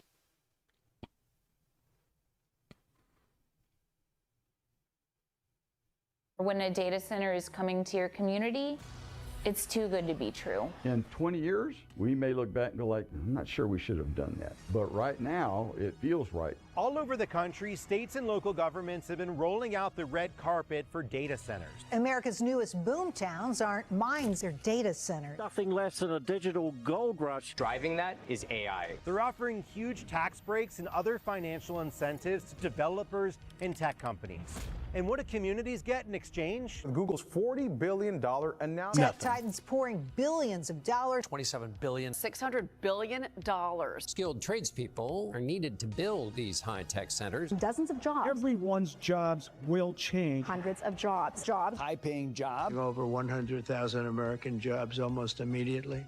But is that actually true? They take great care of us. They pay travel. They give us per diem. A cluster of data centers in your community may not provide you any benefit whatsoever. And I traveled from my home state of Oregon, which has seen mass layoffs and disappearing tax revenue. Breaking news. Intel announced that it would be laying off more than 500 people. That number has since jumped to nearly 2,400 people. Today, we're going to ask, are the economic trade-offs powering the data center boom actually worth it for the rest of us? The answer is a lot more nuanced than I expected. Do a kickflip or I'll build the data center. No! Well, I don't have in the void, which I'm in right now. I have no ability. There's no concept of friction. Fortunately. Or else I would, obviously. I moved to Oregon 9 months ago for the peace and quiet. It's a rural state, and agriculture has a $42 billion economic footprint here, supporting more than 500,000 jobs. But farmers I spoke to tell me they're under threat. I'm in Hillsboro, Oregon, and right behind me is an 1800s farmhouse. And 5 years ago, we were surrounded by hundreds of acres of farmland. Today, it's data centers everywhere you look. These are all data centers. They call this the data center alley of Hillsboro. There was a tulip farm here. He doesn't exist. Why do you think skateboards exist? Exactly, There was a big grass seed operation, an ecosystem of farming I guess I should call you by your real that name. this land supports. Aaron Nichols is a farmer in Hillsboro, Oregon, 20 miles from where I live in Portland. He was the first stop in my investigation because before digging into the jobs at data centers, I wanted to know what happens to other industries when big tech moves in. How many people do you employ here on the farm? We employ about 10 people on our farm on about 15 acres. We could expand. No, not another one. For That's more so people, funny. But buying land is nearly impossible. Click. There's another one. Well, fuck. With the way that they're building them, that might as well be the standard. Dude, they're building them everywhere. It's insane. Like,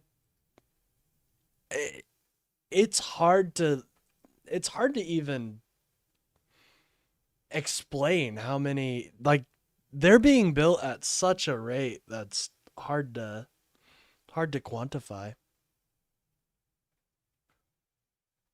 Hoping to hold on to it and sell it for a windfall profits. And it's not just his business. People that need an automotive shop or that are going to open an electrical firm or a small computer firm, they look at that land price and they're completely out of the market. Not only are they driving away other businesses, Yup. That's something else, guys. Ooh, that is a great point I'm going to bring up. How would I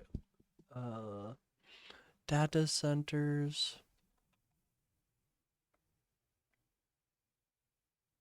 are owned by companies that can outcompete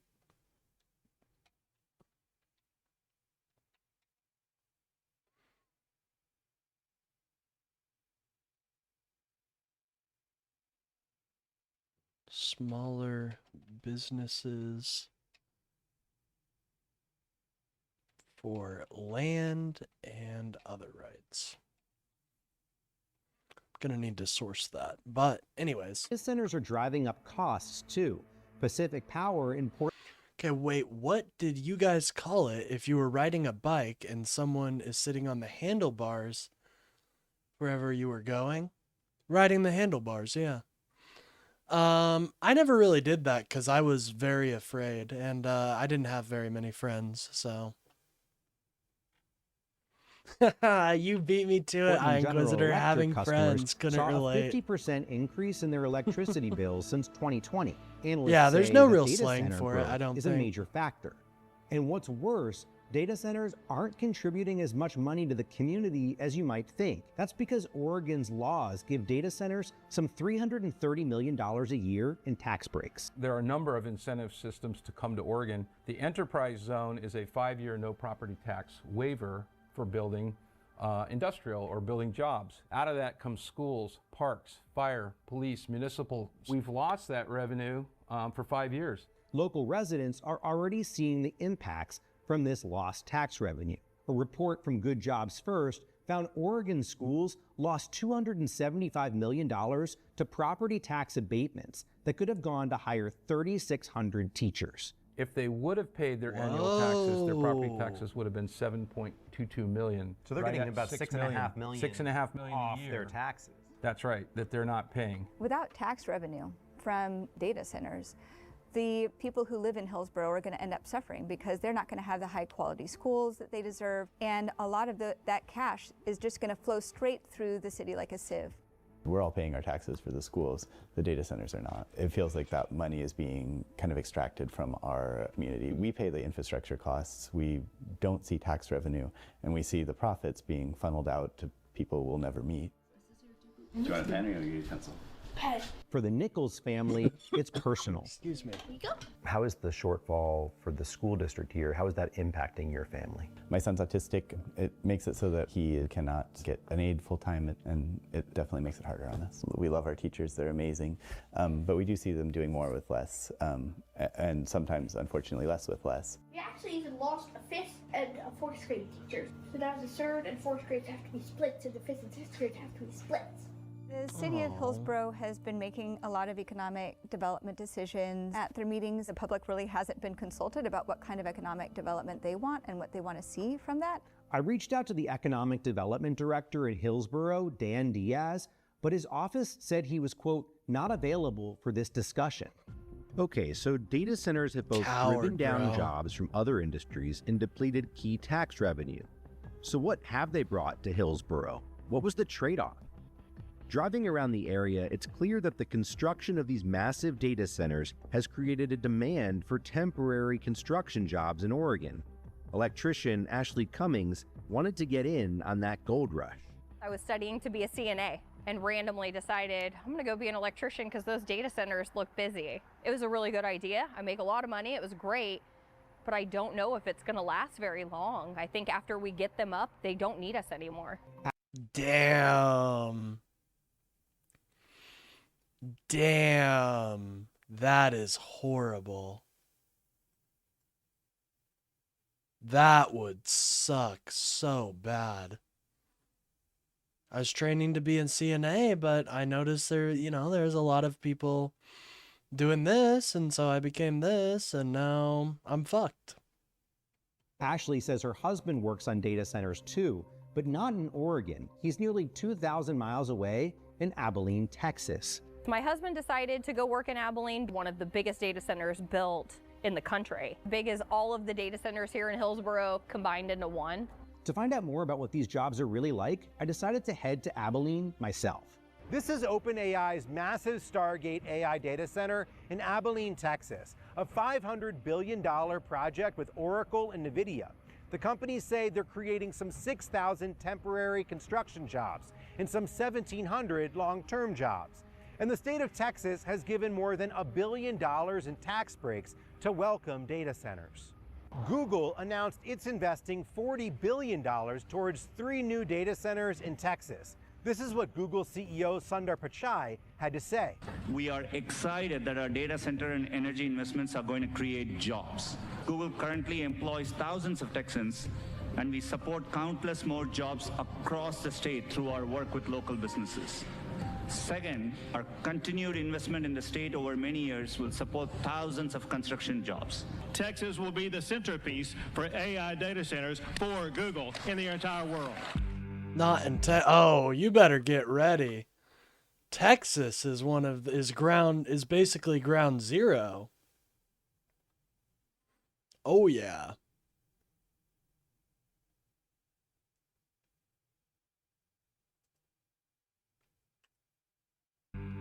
I came across some construction workers with a California license plate.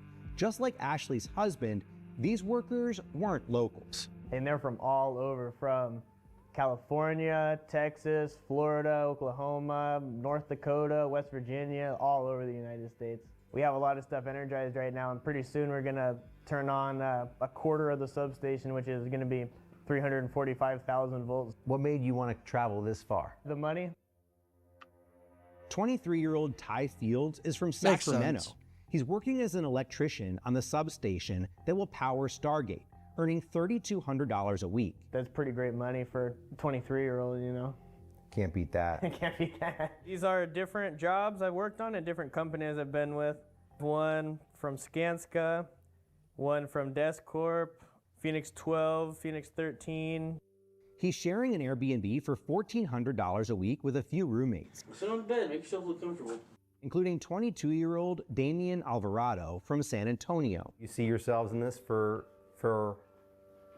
a long time? Yeah. I think that electrical and substations especially are very important. I mean, they're going to be around forever, you know, until humanity destroys itself. It is a bit dystopian. Very dystopian, yeah. It is on par 100%. 1984, Fahrenheit 451, Brave New World. Those are all literary pieces that are pretty much line for line what's going on in America today. That's great. Thousands of temporary workers like Ty and Damien are good news for the real estate industry in Abilene. Short-term housing revenue is up 40% this year, and hotels up 91% compared to the same quarter last year. Sometimes it's $150 a night, sometimes it's $250. The housing crunch has been great for Airbnb owners like Ken Hogan, who also heads up Abilene's Real Estate Association. But yeah, we really haven't had any trouble keeping it occupied, so we think it's priced fairly. Apartments are almost 100% occupied, with rents increasing 20% in the last year. They pay and they expect to pay a premium for the properties. As soon as we put them out, we have multiple inquiries and applications on them. So it's been good for us. Just the fact of having that many workers out there, 6,000, 7,000 people, they're gonna buy clothing here, fuel, food, they're gonna eat in our restaurants, stay in our properties and hotels. But there's another side. I've had days where I've literally cried about it when I can't get a place. Thousands of residents like Honesty, who works as a home health aide in Abilene, can't find a place to live. She is one of 1,000 people in Abilene who have received a housing voucher from the city's housing authority, but can't find a landlord willing to take. Yeah, it's kind of weird. It's kind of scary that they would, like, he's just openly admitting, yeah, it's kind of dystopian, but is just willing to essentially, just willing to do it,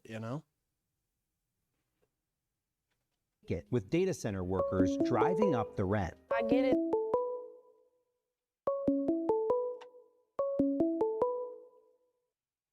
Call from Brian. To accept, press. Hey, Brian, how are you doing today? Good. How you doing? I'm doing well. So did you disagree with anything I've said on the live so far or with the prompt? I actually agree because I think there needs to be more regulation on these massive AI movements, such as, I don't know if you've noticed the huge, it's nothing a human can ever do, like these thousands and thousands of movements per second of penny trading within the stock market. It's not even fair. Yeah, no, I agree. It's very much, it's a problem, and I do think that our regulators need to get on top of it for sure. And it's one thing if it's like these massive, companies shorting each other, but penny trading is where I make my money. I can play with small numbers and make big gains, and I don't have huge losses. AI kind of takes that away from me, I feel like. Oh, yeah. It's almost like betting against the house now instead of betting against the fair market.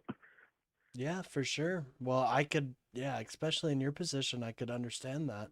Well, I usually like to debate, and I appreciate you agreeing, though. I hope you have a great day. It's good talking to you. I hope your audience hears, penny trading your bum. Very good. Hell yeah. All right. Take care.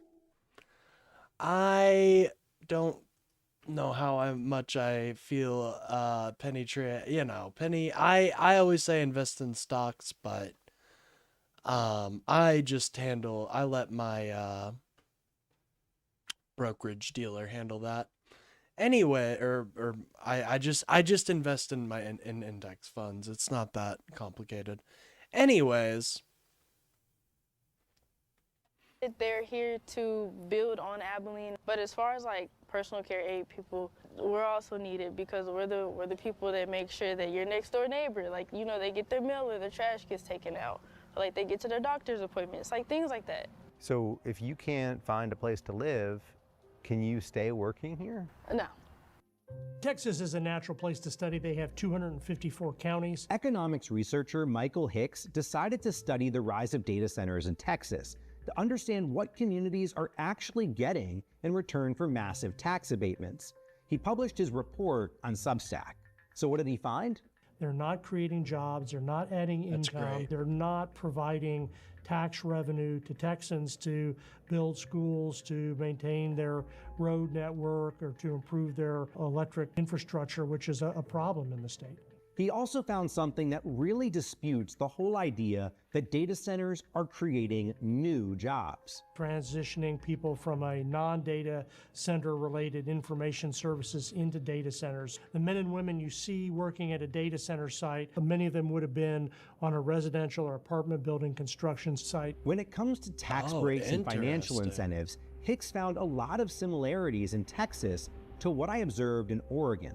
Do I have enough safe school buses to get my kids to school? Do I have enough police officers patrolling downtown? Do I have good water and sewer protection? You know, these are things that Texans have to be concerned with, as residents around the country do. It doesn't really pass the common sense test, much less the benefit cost test for most local communities. Hey, Commissioner. How you doing? How are you? Thanks for having us. You bet. Come on in. Thank you.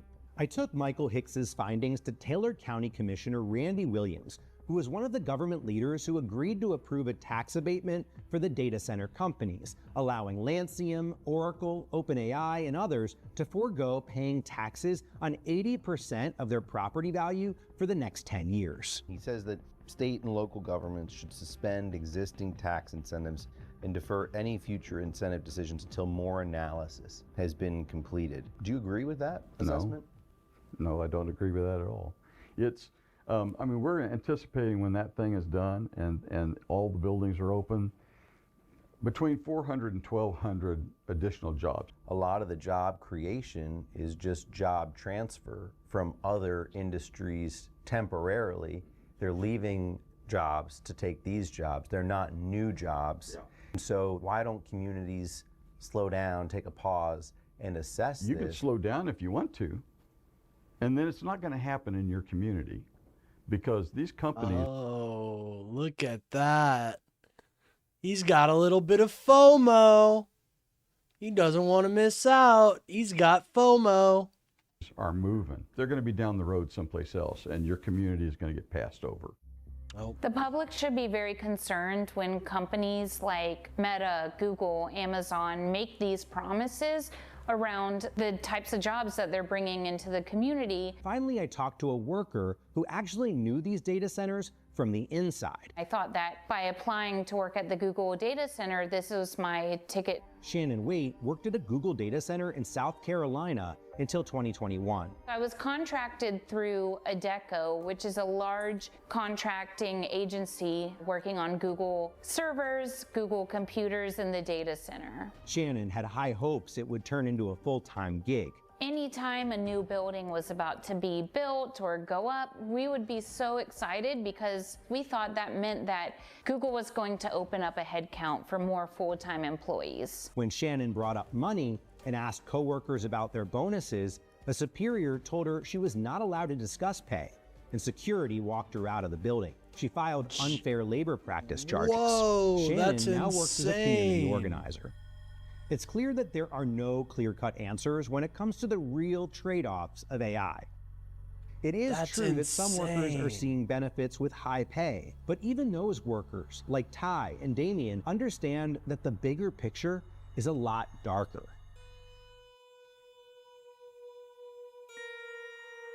Seeing data centers sometimes makes me furious. It often makes me sad. It feels like we made a mistake as a society. I think about the people who used to farm there, but mostly I think about my kids. Not only what are they going to do for jobs, because I have no illusions that my kids will be farmers, but where will they find their food?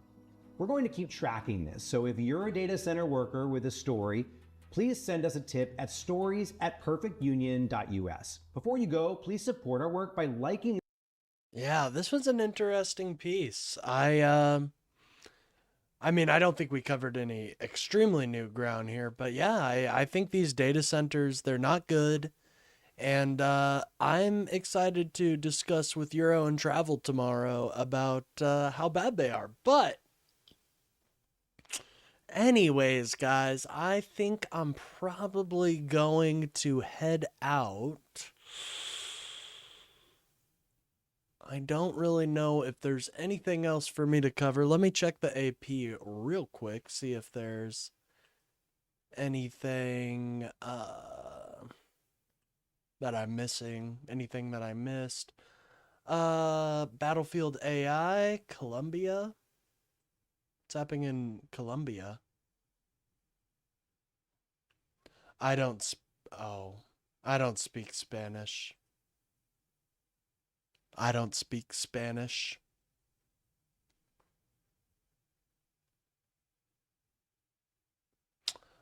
Trailing candidate in Colombia election. Question results in first round of voting.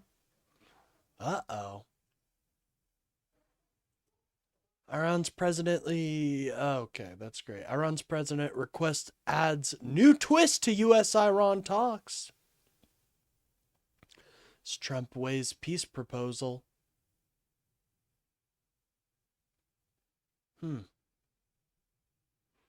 I speak Spanish? Well, I do not, unfortunately. Maybe we can have an interpreter sometime. Yeah, I don't think there's anything else I need to cover. Yeah, crazy Hassan getting oh, look at that. That's so cute. Crazy that Hassan and Cenk Uygur are now banned from the UK. UK has always had some issues with free speech, though. I think that's about it. We covered some Epstein news. I think I covered it all. We got it all, ladies and gentlemen. We did it. We did it. Can you believe it? We did it. Anyways, guys, I'm gonna head up out of here. But if you guys enjoyed the stream, do not forget to like and subscribe. I'm here every day, 10 a.m. CST to and then 5 p.m. CST. So make sure to catch me live tomorrow and every other day. I hope you guys have an amazing night. Let me get the music going, and we will get up out of here. By the way, 56 likes. Whoo! You guys are killing it today. You know that? You guys are absolutely killing it today. I don't know if there's any, I wonder if there's anybody I can send it to you. I can send you guys to. I guess you'll see if I send you guys somewhere. Anyways, have a great day, guys. I'll see you tomorrow. Hey.